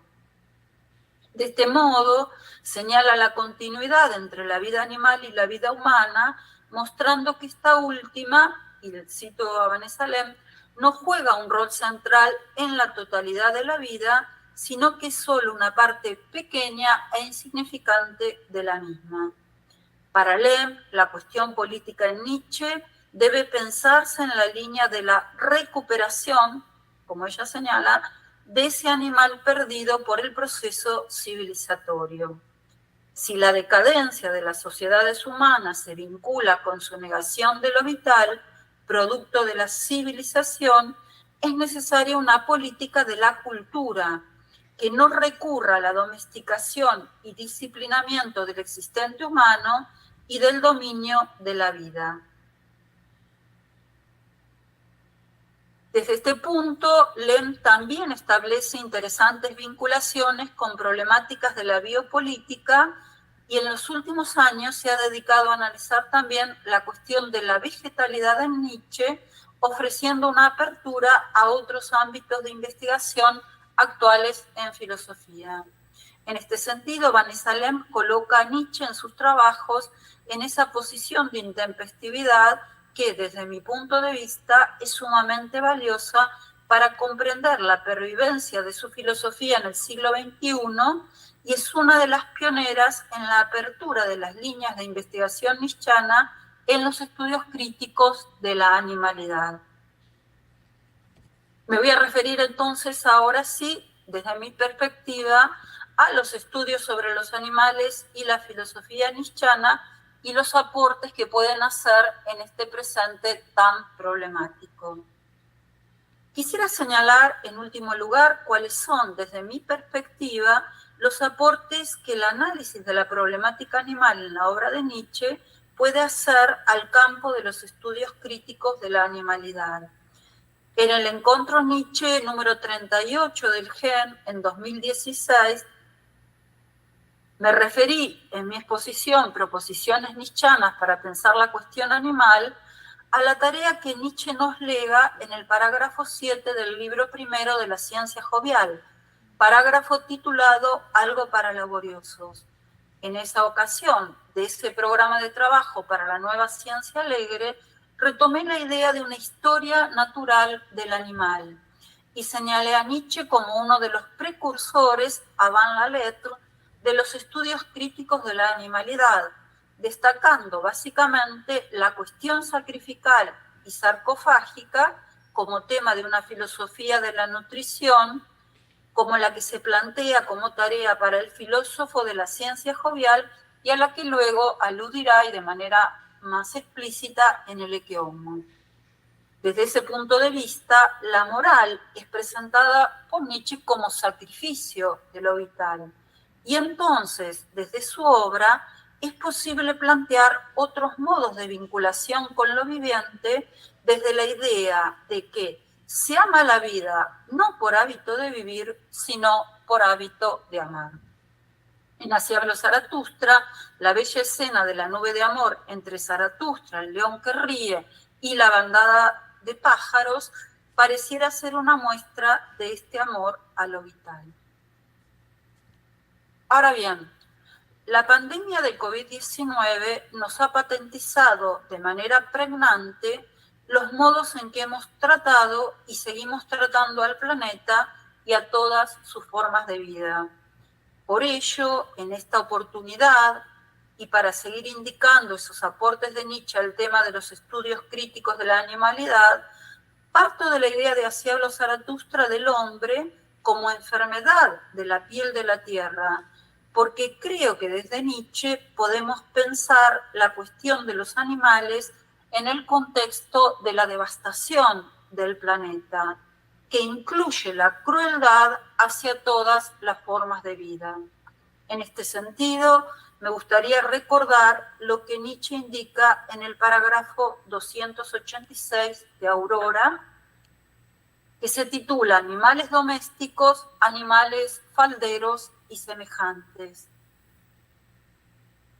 Y dice Nietzsche allí: ¿hay algo más repugnante que el sentimentalismo hacia los animales y las plantas por parte de una criatura que desde un principio ha vivido y causado estragos entre ellos como si fuera su más furioso enemigo y que al final acaba pretendiendo de sus víctimas debilitadas y mutiladas aún sentimientos de ternura?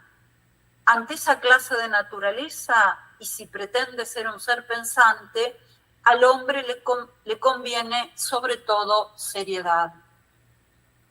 En este parágrafo, Nietzsche está haciendo patente lo que Derrida denomina la guerra contra el animal.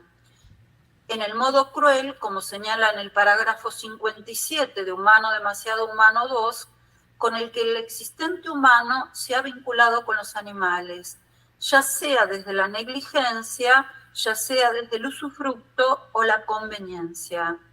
Y en el parágrafo de Aurora señala también ese aspecto de vinculación con los animales pretendido por el existente humano, esperando ternura y afecto por parte de sus víctimas. Estos dos parágrafos de la obra de Nietzsche representan, desde mi punto de vista, la denuncia más clara del pensador alemán con respecto al modo en que tratamos a las otras formas de vida, a las que, por otra parte, consideramos siempre inferiores.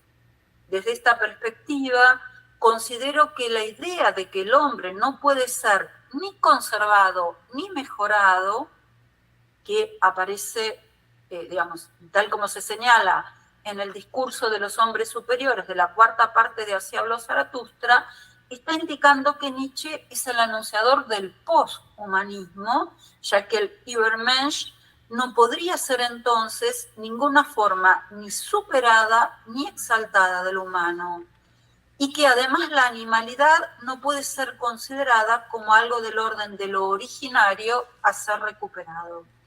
Justamente la idea de la muerte de Dios señala el problema de lo originario y la desaparición de todo aquello que se quiera postular como arge origen.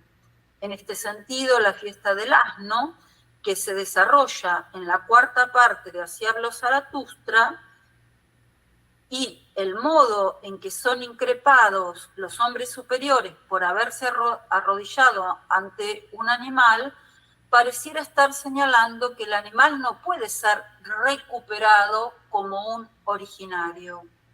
En mi perspectiva de análisis del tema animal en Nietzsche, no es posible considerar una vuelta a lo animal. Lo impide la crítica nietzschiana a todo elemento fundacional. Nietzsche no propone entonces una recuperación de la animalidad, como si fuera un originario pervertido por el modo de ser humano, sino otro modo de ser, con las otras formas de vida. Ese otro modo de ser puede ser considerado de un modo hospitalario y comunitario si tenemos en cuenta el valor que Nietzsche da a la extrañeza en la cuestión de la hospitalidad. En este sentido, recuerdo el parágrafo 319 de Aurora, donde Nietzsche señala que para que haya hospitalidad es necesario conservar la extrañeza. En otros términos, el respeto al otro en tanto otro, no asimilable a los modos familiaristas de vinculación con la alteridad. En esta dirección de la comunidad, la pandemia nos ha hecho evidente la necesidad de otros modos de habitar la tierra. Y en el ámbito de los estudios nietzschianos es necesario mencionar la relevancia de la problemática de la tierra en los trabajos de Gary Shapiro y Gent Manschot. En 2016, Gary Shapiro, en Nietzsche Earth, sostiene que el pensamiento nietzschiano permite generar desde la idea de la lealtad a la tierra del Zaratustra hasta la expresión del ecce homo, solo conmigo conoce la tierra, la gran política, una serie de conceptos para comprender la tierra y sus tiempos plurales. El sintagma sin der Erde que Zaratustra introduce en su primer discurso público y que se traduce por sentido o significado de la tierra, también remite a la idea de dirección. Y entonces la pregunta es, ¿hacia dónde va la tierra? Para Shapiro, la noción de tierra en la obra de Nietzsche tiene un sentido político, como contrapuesto a la noción de mundo de Hegel. Esta última es una noción unitaria de la teología política vinculada a las ideas de Estado, Dios e historia del mundo. Contra esa teología política, Nietzsche escribe y piensa el anticristo, patentizando en su idea de tierra del hombre, Menschen Erde, una ateología política que supone comprender el territorio que habita el hombre. Y esta tierra es siempre un territorio plural, idea que permite analizar diversas problemáticas de la vida actual, en la que la globalización tiende cada vez más a hacer del planeta un mundo único en el sentido hegeliano. Desde este punto de vista, Shapiro considera que Nietzsche, más allá del bien y del mal, anuncia el siglo de la multitud y no el de las masas, como se traduce habitualmente el término Menge. Mientras que la masa supone homogeneidad, la idea de multitud implica lo diverso no homogeneizable. En una línea cercana, en algunos aspectos, a la de Shapiro, se halla la investigación del 2020 de Gent Manschot, también analizando la noción de tierra en la obra de Nietzsche, proponiendo un arte de vivir para el siglo XXI y el concepto de terrasofía como otra sabiduría que, en lugar de pensar en un mundo centrado en el hombre, piensa un mundo desde la tierra.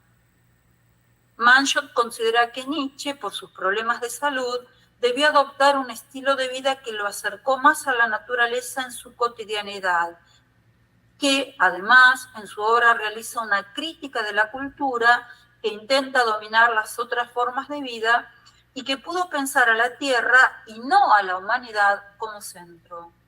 Para Manschot, desde 1880, Nietzsche estuvo fascinado por los procesos metabólicos entre la gente y su entorno, y de allí la relevancia dada a la filosofía de la nutrición. Manschot define terrasofía como la filosofía cosmológica que hace de la relación entre los humanos y la tierra el principal objeto del siglo XXI. Y desde este punto de vista considera que varios movimientos actuales como el buen vivir, las ideas en torno a la comunidad Gaia y otras se hallan en esta línea terrasófica. Estas ideas de Shapiro y Manschot, que ubican la investigación nietzschiana en una problemática tan actual, como es la de nuestra permanencia en este planeta devastado por nuestra propia actividad como existentes humanos, están patentizando aquella intempestividad de Nietzsche con la que comencé esta exposición y mostrando de qué manera la investigación en torno al pensamiento nietzschiano hace visible que Nietzsche es un pensador póstumo para seguir pensando mañana y pasado mañana. Pero para quienes estamos interesados en la cuestión de los animales, la pandemia de COVID-19, con su carácter zoonótico reconocido por la Organización Mundial de la Salud, nos ha hecho patente las formas crueles con las que son criados los animales de producción y las consecuencias que ello ocasiona cuando estos animales entran en contacto con esos otros animales salvajes que han sido expulsados de sus hábitats por la deforestación, la urbanización y otras cuestiones humanas demasiado humanas. Nos adjudicamos el derecho de traer a la vida a otras formas de vida solo para satisfacer nuestras necesidades y pedimos, como decía Nietzsche en el parágrafo de Aurora antes citado, ternura por parte de nuestras víctimas. En Nosotros somos los otros animales, Dominique Lestel rescata la expresión de Nietzsche en Humano demasiado humano, la crueldad del gesto maquinal, para pensar el modo indiscriminado en que matamos, tal vez sin advertirlo, a montones de animales en la pesca industrial, la contaminación de los mares por plásticos y tantas otras prácticas depredatorias. Hemos creado maquinarias de producción y exterminio de vidas animales para satisfacer supuestas necesidades humanas. Cuando Zaratustra se encuentra con el león que ríe y las palomas, los así llamados hombres superiores huyen, porque ninguna forma del humano podría reconocer esa comunidad con lo viviente de Zaratustra, comunidad que implica la hospitalidad con las formas de vida diferentes. Frente a un mundo devastado por el existente humano y sus maquinarias que enferman a la tierra, el desierto que crece, los animales de Zaratustra lo invitan a salir de su caverna hacia el mundo que lo espera como un jardín. Estamos en la época del capitaloceno, en la que se hacen evidentes las relaciones político-económicas que nos llevan a pensar a la naturaleza toda como capital. La idea de Ibermensch, en ese signo anunciador de la nube de amor entre Zaratustra y los animales, pareciera indicar que, más allá de la humanidad, el mundo puede ser un jardín. Nada más, muchas gracias.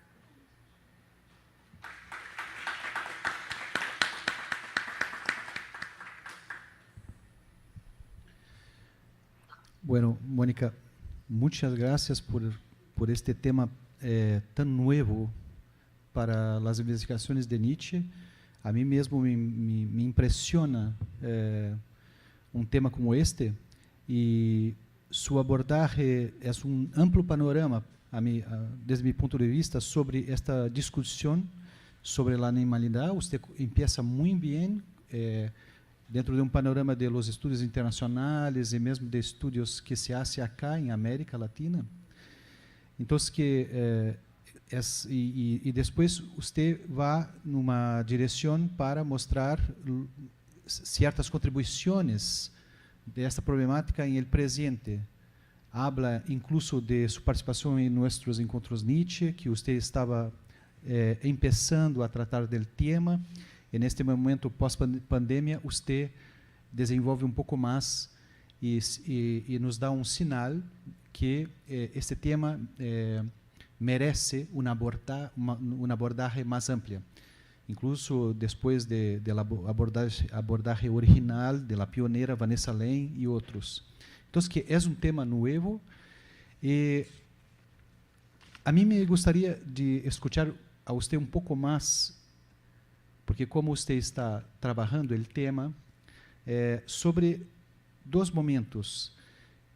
Por ejemplo, en el segundo tratado de la genealogía de la moral, Nietzsche empieza hablando del animal humano.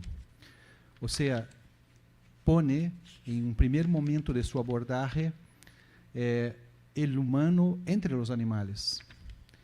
Y después, una vez que usted trouxe el anticristo, me encantaría escuchar un poco sobre una de los primeros parágrafos, sesiones de Anticristo, en que Nietzsche habla que el hombre no es superior a los demás animales, cuando mucho está en el mismo nivel.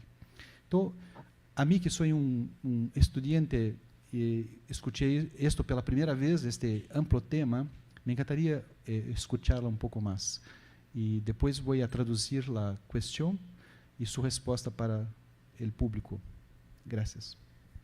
Bueno, muchas gracias por la pregunta. En primer lugar, en relación a la idea de esta expresión del segundo tratado de la genealogía de la moral, el hombre como animal humano, lo que hay que tener en cuenta es que si uno hace un rastreo en la obra de Nietzsche, aparece muchas veces el término animal referido al humano, pero con distintas caracterizaciones. Recordamos todos el animal que puede hacer promesas, el animal domesticado, el animal civilizado. Hay una que a mí me gusta especialmente, que es la que señala que el hombre es el animal que se puede sonrojar, ¿no? Señalando este aspecto de la moral dentro de la cuestión de lo humano.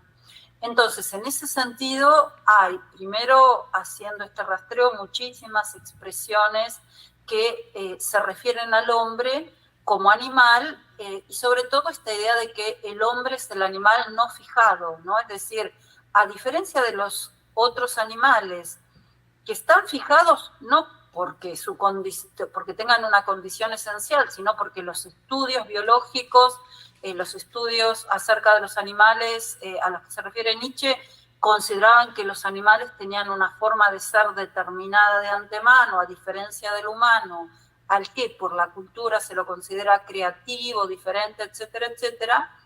Frente a esos modos, lo que quiere señalar desde mi punto de vista Nietzsche es que precisamente ser humano es domesticar aquello animal en nosotros, ¿no? Y entonces, desde este punto de vista, creo que hay muchos elementos en la obra de Nietzsche para pensar la cuestión del animal en nosotros y del animal fuera de nosotros, ¿no? En los fragmentos póstumos hay una expresión que me parece muy clara, en donde Nietzsche señala que la moral ha sido siempre la menagerie de lo animal, ¿no? Es decir, la moral ha obrado como una casa de fieras que ha encerrado todo lo animal en el ámbito de lo cultural o la civilización. Creo que sería más adecuado decir, en términos nietzschianos, de la civilización, ¿no? Y entonces, desde ese punto de vista, teniendo en cuenta estos parágrafos que señalé de Aurora, de humano demasiado humano, etc., yo creo que claramente hay en Nietzsche un rechazo de la concepción antropocéntrica que considera al hombre como el centro de toda la realidad frente a las otras formas de vida y plantea un modo que yo caracterizo desde mi punto de vista como hospitalario y comunitario con las otras formas de vida. Por eso rescaté esa bellísima imagen con la que termina el Zaratustra, esa nube de amor en donde Zaratustra está acariciando la melena del león, rodeado de la bandada de pájaros, y los hombres huyen, ¿no? Es decir, los que pretendidos hombres superiores que podrían haber sido los discípulos de Zaratustra huyen, porque ninguna forma de lo humano concebida hasta el momento puede llegar a ser hospitalaria con esas otras formas de vida. Por eso me parece que cuando Nietzsche señala que el Zaratustra es el quinto evangelio, está anunciando, desde mi punto de vista, esto. Hay otras formas de vivir en el planeta Tierra, y por eso hacia el final de mi trabajo mencioné los trabajos de Manchon y de Shapiro, que me parece que van justamente en esa dirección, ¿no? Esto que en las líneas actuales del pensamiento se llama las artes del buen vivir. Bueno, esto es muy latinoamericano, esto es lo que ha planteado muy bien el vicepresidente del Estado Plurinacional de Bolivia cuando dio su discurso, digamos, de asunción del cargo, hablando de otra forma de vincularnos con el mundo que en Latinoamérica, digamos, de diversas comunidades, como la comunidad aymara, pueden comprender como estas artes del buen vivir, que básicamente piensan no desde el yo, no desde el ego, sino desde un nosotros, ¿no? Bueno, muchas gracias. Eu vou traduzir. Então, eu fiz um agradecimento por essa conferência bastante original que a Mônica Cragnolini, digamos assim, está desenvolvendo a partir justamente de uma outra conferência que ela tinha feito em 2016, justamente nos Encontros Nietzsche. Então, se vê que ela vem nessa direção. Essa conferência ela tem esse amplo panorama de abordagem tanto do problema da animalidade entre os diversos estudiosos, diversos campos interdisciplinares, e que, num certo momento, tais estudiosos, eles começam, como vocês puderam escutá-la, entrar em análise, determinadas análises do pensamento de Nietzsche. E, nesse contexto, tem essa abordagem, há abordagens pioneiras, como a da estudiosa Vanessa Lane, que durante muitos anos trabalhou aqui no Chile, e a Mônica, por fim, acaba dando algumas contribuições, né, nessa direção desses estudos de animalidade, abordando Nietzsche e nos dando certas direções. A minha pergunta para ela foi o que ela pensava. Enfim, agradeci porque é um tema muito novo e que nos abre muitos caminhos. E a minha pergunta foi apenas o que ela pensava. Eu queria escutá-la um pouco mais sobre o momento que Nietzsche, na segunda dissertação da Genealogia da Moral, ele já abre falando do animal humano, né? Ou seja, nos colocando no mesmo plano dos animais, mas para, a partir dali, começar uma crítica. E também o que ela pensava no anticristo, porque ela trouxe o anticristo na abordagem dela, né? Quando Nietzsche ele fala que nós não somos superiores aos demais animais, quando muito nós estamos no mesmo nível que os demais animais. Então, o que ela respondeu?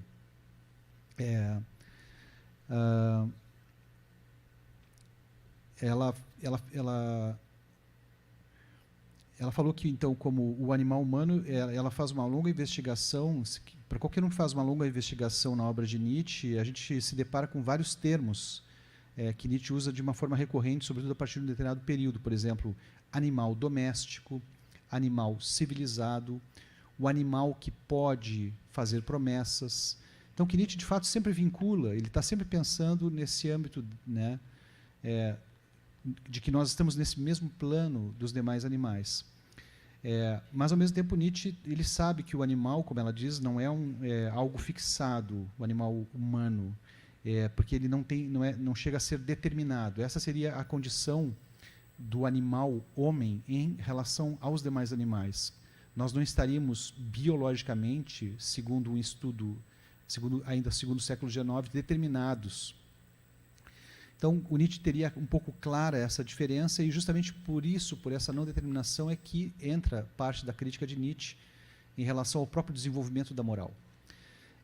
Segundo a Mônica discorreu aqui, um dos principais problemas em relação a esse animal humano foi justamente a invenção da moral, porque a invenção da moral permitiu, como ela falou aqui, uma menagerie do animal, né? Ou seja, que a gente pudesse, através da moral, a gente caçou, como disse a Mônica, o nosso animal interior e o domesticou. E, com isso, também nós perdemos a nossa animalidade, ou seja, a moral nos deixou longe da possibilidade de um retorno à nossa própria animalidade. Então, ela observou que isso em Nietzsche é bastante claro. Nietzsche não pretende um retorno à animalidade, mas uma construção na direção de algo além do humano, né? E que, por isso, justamente, a nossa tarefa seria um caminho muito mais voltado para isso que ela falou no final também da conferência, quando ela traz o Zaratustra, nessa relação dos animais que ficam, né, o Zaratustra fica rodeado de animais, e que é a questão da hospitalidade, da nossa relação de hospitalidade com os demais animais, dessa já que não podemos falar um idioma com os animais, que nós possamos, então, nos comunicar com eles de outras formas e que isso, desde a abordagem das questões mais relativas, não humanas, mas as questões relativas à Terra, a gente teria um ponto de vista muito melhor e um ponto de vista que Nietzsche já tinha no século XIX para que a gente possa desenvolver. A Mônica traz, inclusive, certas referências aqui do nosso da América Latina e destaca, por exemplo, que entre comunidades como a comunidade maia, a comunidade indígena, eles têm um ponto de vista sobre o significado da terra muito mais profundo do que nós temos, e por isso eles reorganizam o modo de habitar na terra de uma outra maneira e que justamente estão numa relação com os animais bem diferente de nós, né, desses animais domésticos que somos nós. Então, foi um pouco isso que Mônica respondeu aqui na sua fala. Eu agora, então, vou passar a palavra para o público. O Alexandre tem uma pergunta. Bueno, depois temos mais uma pergunta. Temos quatro questões. Mônica, passo a palavra nesse momento a Alexander, que você conhece, que vai fazer uma questão. Professora Mônica, meus parabéns. Foi uma bela conferência e me trouxe muitas questões. Eu tenho trabalhado com o tema da animalidade, do animal humano, há algum tempinho também já, e os seus textos são fundamentais para o meu, têm sido fundamentais para o meu trabalho. Então, gostaria de fazer, na verdade, duas questões, mas vou fazer uma porque tem muitas pessoas inscritas.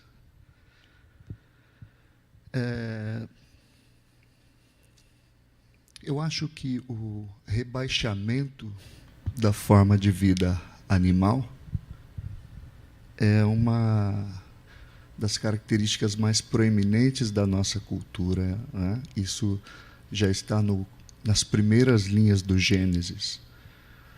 Isso, devemos nos lembrar que foi um animal que ajudou a nos expulsar do paraíso, né, na cultura judaico-cristã. A história da filosofia, em parte, também é uma história do rebaixamento da forma de vida animal, da exclusão do animal. Penso no início da política do Aristóteles, penso na exclusão do animal de todos os contratos sociais no período moderno, penso na exclusão do animal na filosofia contemporânea, por exemplo, em Conceitos Fundamentais da Metafísica, Mundo, Finitude e Solidão, de Heidegger, onde Heidegger diz que a pedra não tem mundo, o animal é pobre de mundo e o homem tem mundo. A história da filosofia é uma história, em certa medida, da exclusão também da forma de vida animal, seja de um ponto de vista ontológico, seja de um ponto de vista político. Me parece que, e a sua conferência me confirmou algumas hipóteses que eu tenho pensado, que a filosofia do Nietzsche ela tende a repatriar a animalidade. E, sobretudo, quando você traz o Zaratustra, e isso também me confirma algumas hipóteses, me parece que o Zaratustra ele não só critica um contratualismo político que exclui o animal, né, da política, mas me parece que o Zaratustra ele propõe um novo contrato que nos coloca em vista uma cosmopolítica dos animais, onde os animais e os homens dividem e participam da política. Eu gostaria de mencionar alguns, por exemplo, você já trouxe aqui vários exemplos do livro, mas tem um especial que é que eu acho que é bastante importante. São os animais de Zaratustra que anunciam o eterno retorno, o pensamento do eterno retorno para Zaratustra. Então, né, os animais se comunicam com Zaratustra, Zaratustra se comunicam com os animais. A ideia de que o animal é pobre de mundo aqui parece que não faz o menor sentido. Eu gostaria de saber se você concordaria com essa hipótese de que há, assim falava Zaratustra, uma cosmopolítica dos animais. Muito obrigado. Bueno, muchas gracias por la pregunta, Alexandra. Primero, con respecto al comentario del inicio de que los animales han sido excluidos digamos, desde siempre de la cultura humana, tú mencionaste el Génesis.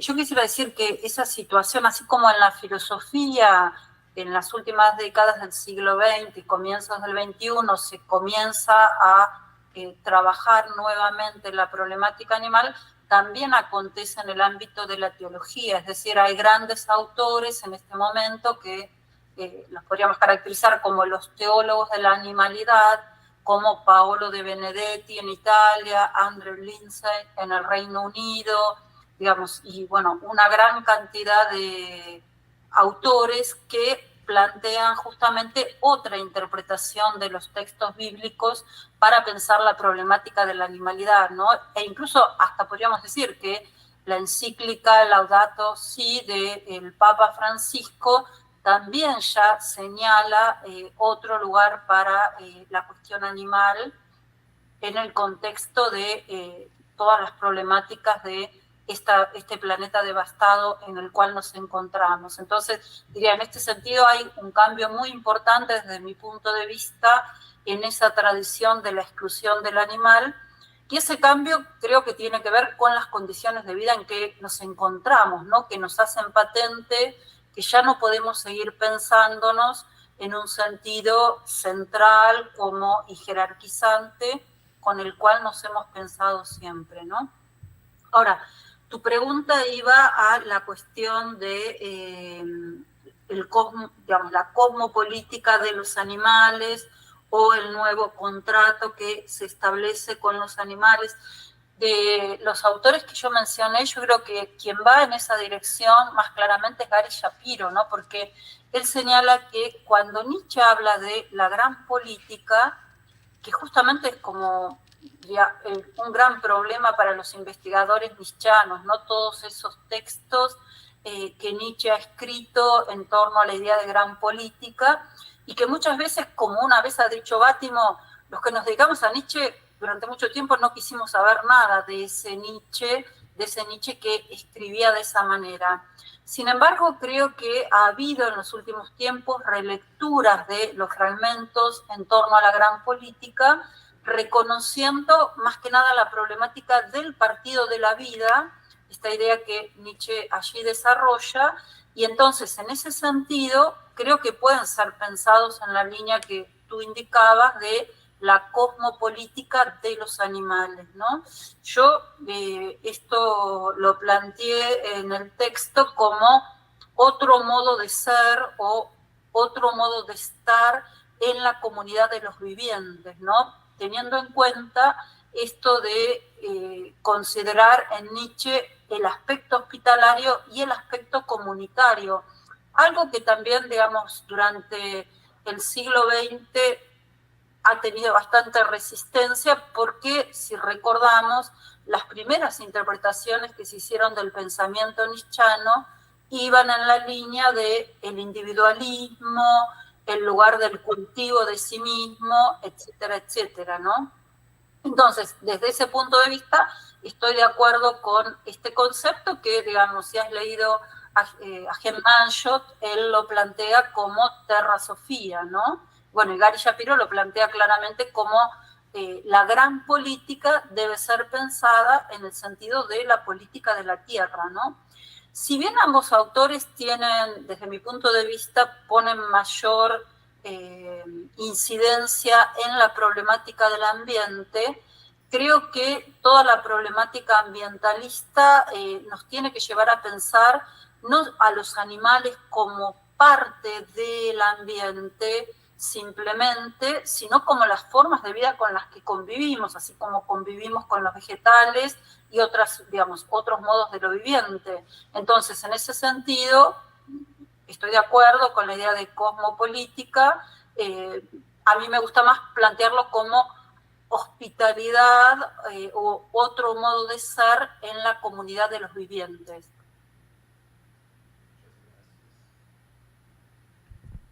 Bem, eu traduzo, tá?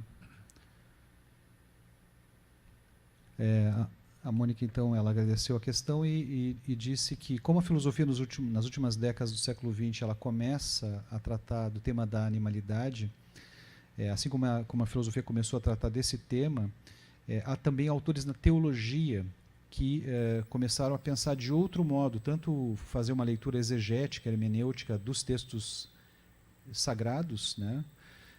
Textos religiosos, quanto também a pensar de outro modo a questão da animalidade no contexto do planeta, de um planeta tão devastado como o nosso, né? E que nós já não podemos seguir pensando, tendo a nós mesmos, nos colocando a nós mesmos como sendo centrais para pensar o planeta, ao que ela já havia tratado, né? E que justamente, então, temos que mudar essa perspectiva. Em relação à questão do que tem a pergunta, ela fala que não se trata somente de um novo contrato. Quando Nietzsche fala, sobretudo no tema da grande política, que foi um tema problemático para muitos investigadores não conseguiram muitas vezes entender esse tema. Atualmente há releituras da grande política justamente pelo ângulo de que ali o Nietzsche está se posicionando por em direção a um novo partido pela vida, quer dizer, a grande política envolve esse sentido de pensar a Terra. E aí sim, aí nesse sentido vai na direção da cosmopolítica que o Alexander perguntou. E por isso ela disse que ela falou na questão da hospitalidade. E no início do século XX, a abordagem, ela destaca que no início do século XX, a abordagem de Nietzsche, por exemplo, era em temas como o individualismo e outros temas, né? Que os temas foram mudando ao longo do século XX, até que, nesse momento, por exemplo, nós estamos nessa abordagem do Shapiro, que foi um dos que primeiro destacou que a grande política ela deve ser pensada desde a Terra, né? E que na problemática ambientalista, que é uma das grandes problemáticas atuais, tem de ser levado em conta o modo como nós podemos conviver tanto com os animais quanto, né, com as plantas, e que esse é o tema, né? Não como subordinados novamente a nós, ou que vamos ter cuidados, mas como realmente num ambiente de convivência. Questões, tem inscrições aqui. Scarlett, por favor.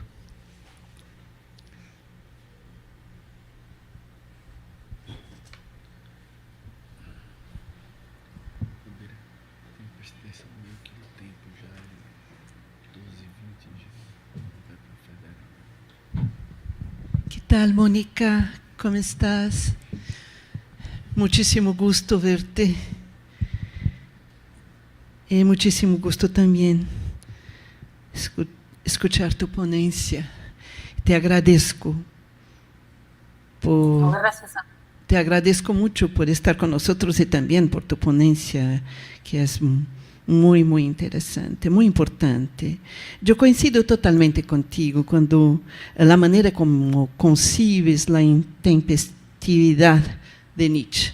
Coincido completamente.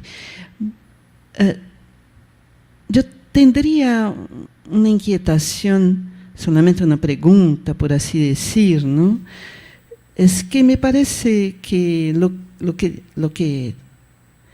que la cuestión de la animalidad es una cuestión central en el pensamiento nietzscheano, porque está directamente directamente en relación con el proyecto filosófico de Nietzsche, ¿no?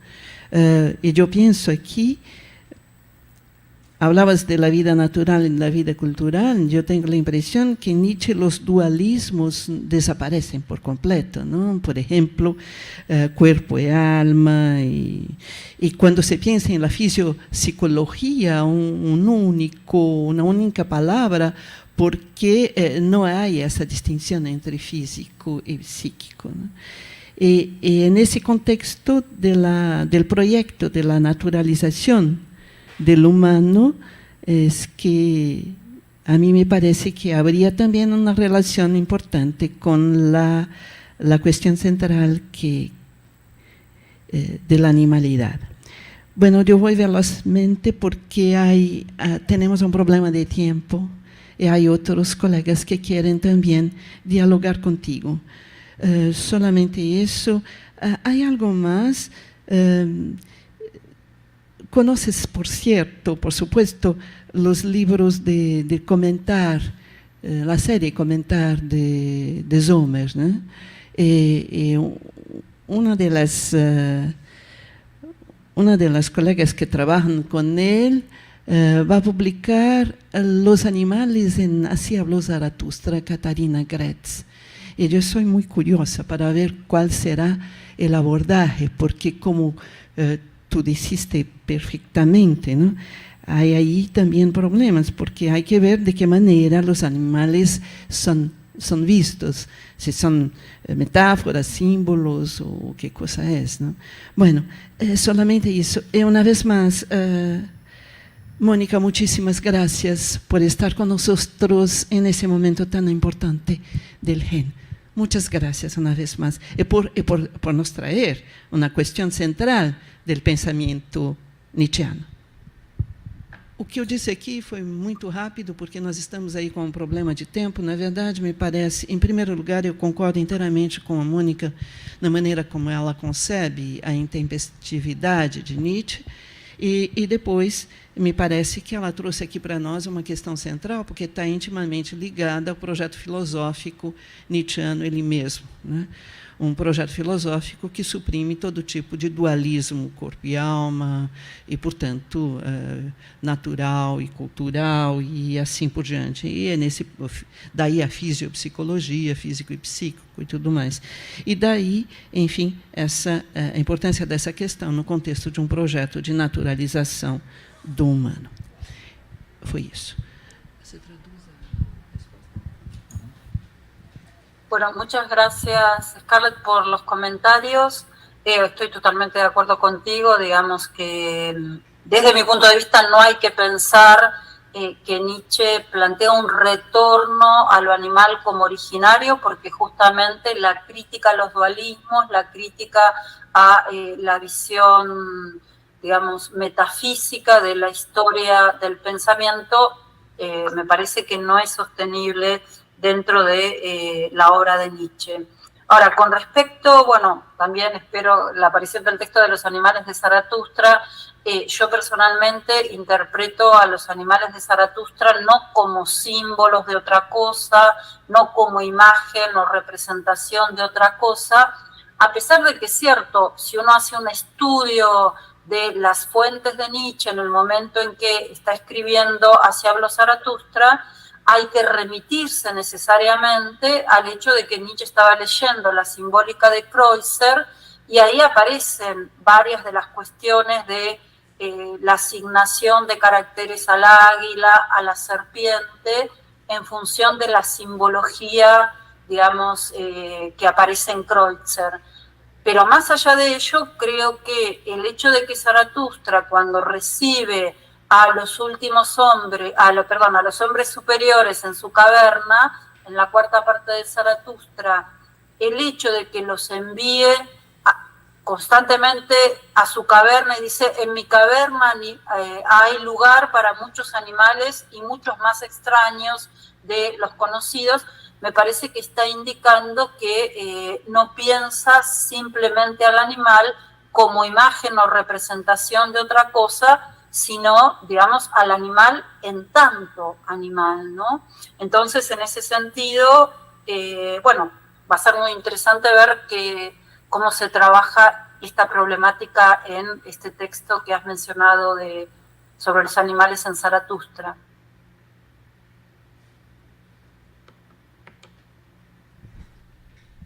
Bem, ela respondeu de forma bastante breve, dizendo que está totalmente de acordo contigo, Scarlett. E que Nietzsche não planteou, não colocou a questão de um retorno aos animais de fato. Em relação aos animais de Zaratustra, ela desenvolve de novo, dizendo que para ela não representam, não são símbolos, não são representações, né? E que a gente teria que voltar ao próprio momento em que Nietzsche está escrevendo o Zaratustra. Ele está lendo, e aí ela fez ela mencionou um estudioso, Flotzer, pelo que eu entendi, eu não conheço, né? Se alguém aqui conhecer, me ajudem. E que então Nietzsche ele realmente está conferindo um outro tratamento aos animais até a partir de leituras que ele vinha fazendo. E o fato de que o Zaratustra diz que há muito espaço na caverna dele para animais de todos os tipos é algo, enfim, que a gente tem que levar em conta quando a gente aborda esse tema em Nietzsche. O coordenador aqui está me sinalizando que nós estamos com o tempo esgotado. Eu pergunto. Abrimos para mais uma rodada? Na verdade, nós já passamos 30 minutos, mas se tiver alguma questão ainda, talvez uma última questão para a gente encerrar, né? Tinha duas questões, Geraldo e Wilson.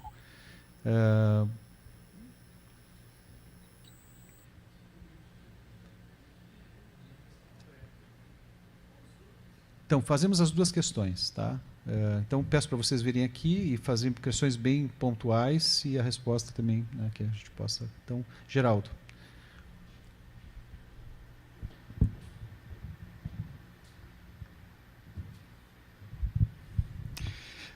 Buenos dias, Mónica. Mi nombre es Geraldo Díaz. Esta es la segunda vez que, con mucho gusto, te escuto hablar sobre este tema de la animalidad. Tengo una breve pregunta. ¿Cómo entiendes la visión de Nietzsche sobre la relación entre los cristianos y los animales? En otras palabras, ¿dificultaría, ¿no?, la religión y la moral cristiana el surgimiento de una nueva forma de relacionarse con los animales? Gracias. Acho que é compreensível para todos, não? Você tem que traduzir a questão. Tá? A questão é simples, é só como é que ela entende, qual é o ponto de vista de Nietzsche acerca da relação entre cristãos e os animais, né? E se a religião e a moralidade cristã dificultaria o surgimento de uma maneira nova de relacionar-se com os animais. Bem, eu peço para o Wilson já colocar sua questão também, e aí Mônica poderá responder as duas questões. Buenos dias, Mónica. É placer ver você. Graças por sua ponência. É uma breve questão, né? A vontade de potência, por um lado, nos faz não separar dos outros seres. Você acha que o aspecto de dominação da vontade de potência, de alguma forma, destrói ou atrapalha as reflexões que o Nietzsche fez, né, nos aspectos que você trouxe na sua apresentação? Obrigado. Bueno, muchas gracias por ambas preguntas. Las contesto brevemente, como me pidieron. En primer lugar, en relación a la pregunta de Geraldo, él me preguntaba por la cuestión del cristianismo. Nietzsche, hay que recordar que Nietzsche en el Anticristo dice que para él el único cristiano es el que murió en la cruz, ¿no? Y si pensamos en el Zaratustra, la figura del mendigo voluntario es la figura de Jesús. Entonces, en ese sentido, para responder a esta pregunta, habría que hacer primero esa distinción. Cristiano para Nietzsche es solo, digamos, Jesús, el Jesús histórico, con respecto al cual él tiene, digamos, un montón de formas de referencia sumamente diferentes a el resto de la cristiandad, que es lo que hizo San Pablo, ¿no? Es decir, el que ha reproducido una práctica de vida como era aquello que Jesús planteó, ha sido San Pablo, y bueno, de ahí viene toda la institucionalización de la Iglesia. Entonces, en ese sentido, yo la primera conexión que haría, creo que es la más interesante para trabajar, es esa, es decir, si el único cristiano es el que murió en la cruz, ¿por qué Nietzsche en Así habló Zaratustra coloca a esta figura del mendigo voluntario como Jesús, y además es el que está hablando con las vacas, ¿no? Es decir, es el que está en contacto predicando a las vacas y hablando con los animales, recordando también aquella imagen de la segunda consideración intempestiva, en donde el hombre que se acerca y le pregunta a las vacas acerca de su felicidad, y estas olvidan la respuesta, ¿no? Entonces me parece que ahí sería, desde mi punto de vista, el elemento más interesante. Todo lo demás, lo que tiene que ver con lo que hizo San Pablo, entraría dentro de la línea de la crítica que se hace a la moral, ¿no? Con respecto a la pregunta de Wilson con la cuestión de la voluntad de poder y la problemática del dominio, yo interpreto que en la voluntad de poder hay dos aspectos que hay que diferenciar y que creo que son los que permiten entender esta cuestión de lo animal en el contexto de la voluntad de poder. Desde mi punto de vista, la voluntad de poder que domina es la voluntad de poder que unifica, la que densifica, mientras que en la voluntad de poder están esas otras fuerzas que son las que desestructuran las formas demasiado densificadas. La civilización es el predominio de una voluntad de dominio de la voluntad de poder. ¿Por qué? Fijémonos que en la genealogía de la moral son precisamente los sacerdotes, los filósofos y los artistas los que, digamos, como los grandes cultores del ideal ascético, los que necesitan unificar las fuerzas para poder dominar, ¿no? Entonces, en ese sentido, yo creo que para plantear la cuestión animal y plantear lo que podríamos llamar, o que, bueno, en la filosofía contemporánea Deleuze ha llamado, por ejemplo, el devenir animal, deberíamos pensar en esas fuerzas en constante movimiento, ¿no? Más que en las fuerzas dominantes. Bem, eu traduzo assim brevemente, tá? Eu estou me dando conta de uma coisa, como a gente aprendeu a usar muito o computador, quando vai escrever aqui é muito mais lento agora, não, né, não tenho mais o exercício da mão para poder acompanhar o raciocínio. Então a Mônica agradeceu a ambas as questões, tá? Em relação à pergunta do Geraldo, ela trouxe esse tema, né, importante, que para o Nietzsche o único cristão é aquele que morreu na cruz, tal como ele coloca no Anticristo. Então, que primeiro a gente tem que fazer essa distinção quando a gente aborda o pensamento nietzschiano, de que para Nietzsche, Jesus é aquele que é o Jesus histórico, e depois disto o que há é toda a institucionalização da igreja. Então, uma das coisas que ela traz, que a gente deveria colocar assim como uma questão, é por que no Zaratustra Nietzsche traz a figura do mendigo voluntário, né? Então foi um pouco disso a resposta, tá? E em relação à pergunta do Wilson, ela diz que, segundo a interpretação dela, a vontade de potência tem pelo menos dois aspectos para que a gente possa entender o problema da animalidade em relação ao problema da vontade de potência. Claro que a vontade de potência é isso que era o aumento da potência, o crescimento, né, para o Nietzsche, mas que ela também possui essas forças, possui a força da conservação e possui essas forças que desestruturam tudo. E que, por exemplo, Nietzsche, na genealogia da moral, ele é bem claro em relação a mostrar como a vontade de potência que dominou foi uma vontade de potência que nos levou realmente a uma autodestruição da nossa própria animalidade, como ela já vinha, né? Mas que há outras formas da gente trabalhar a vontade de potência em relação ao próprio tema da animalidade. Então, um pouco isto. Graças, Mônica. Bem, então, agradeço a Mônica por sua participação desde sua idade. Nos quedamos por acá. Espero que possamos... Eu, nesse momento, estou muito lejos de minha cidade E minha cidade está muito cerca de vuestra cidade. Então, que espero encontrá-la muito brevemente em outros caminhos, certo? Eu agradeço, Mônica. Então, muito obrigado pela presença de vocês, tá? E damos por encerrado, então, esta sessão. E nos encontramos a partir das 14 horas, conforme está na programação. Obrigado. Muchas gracias nuevamente.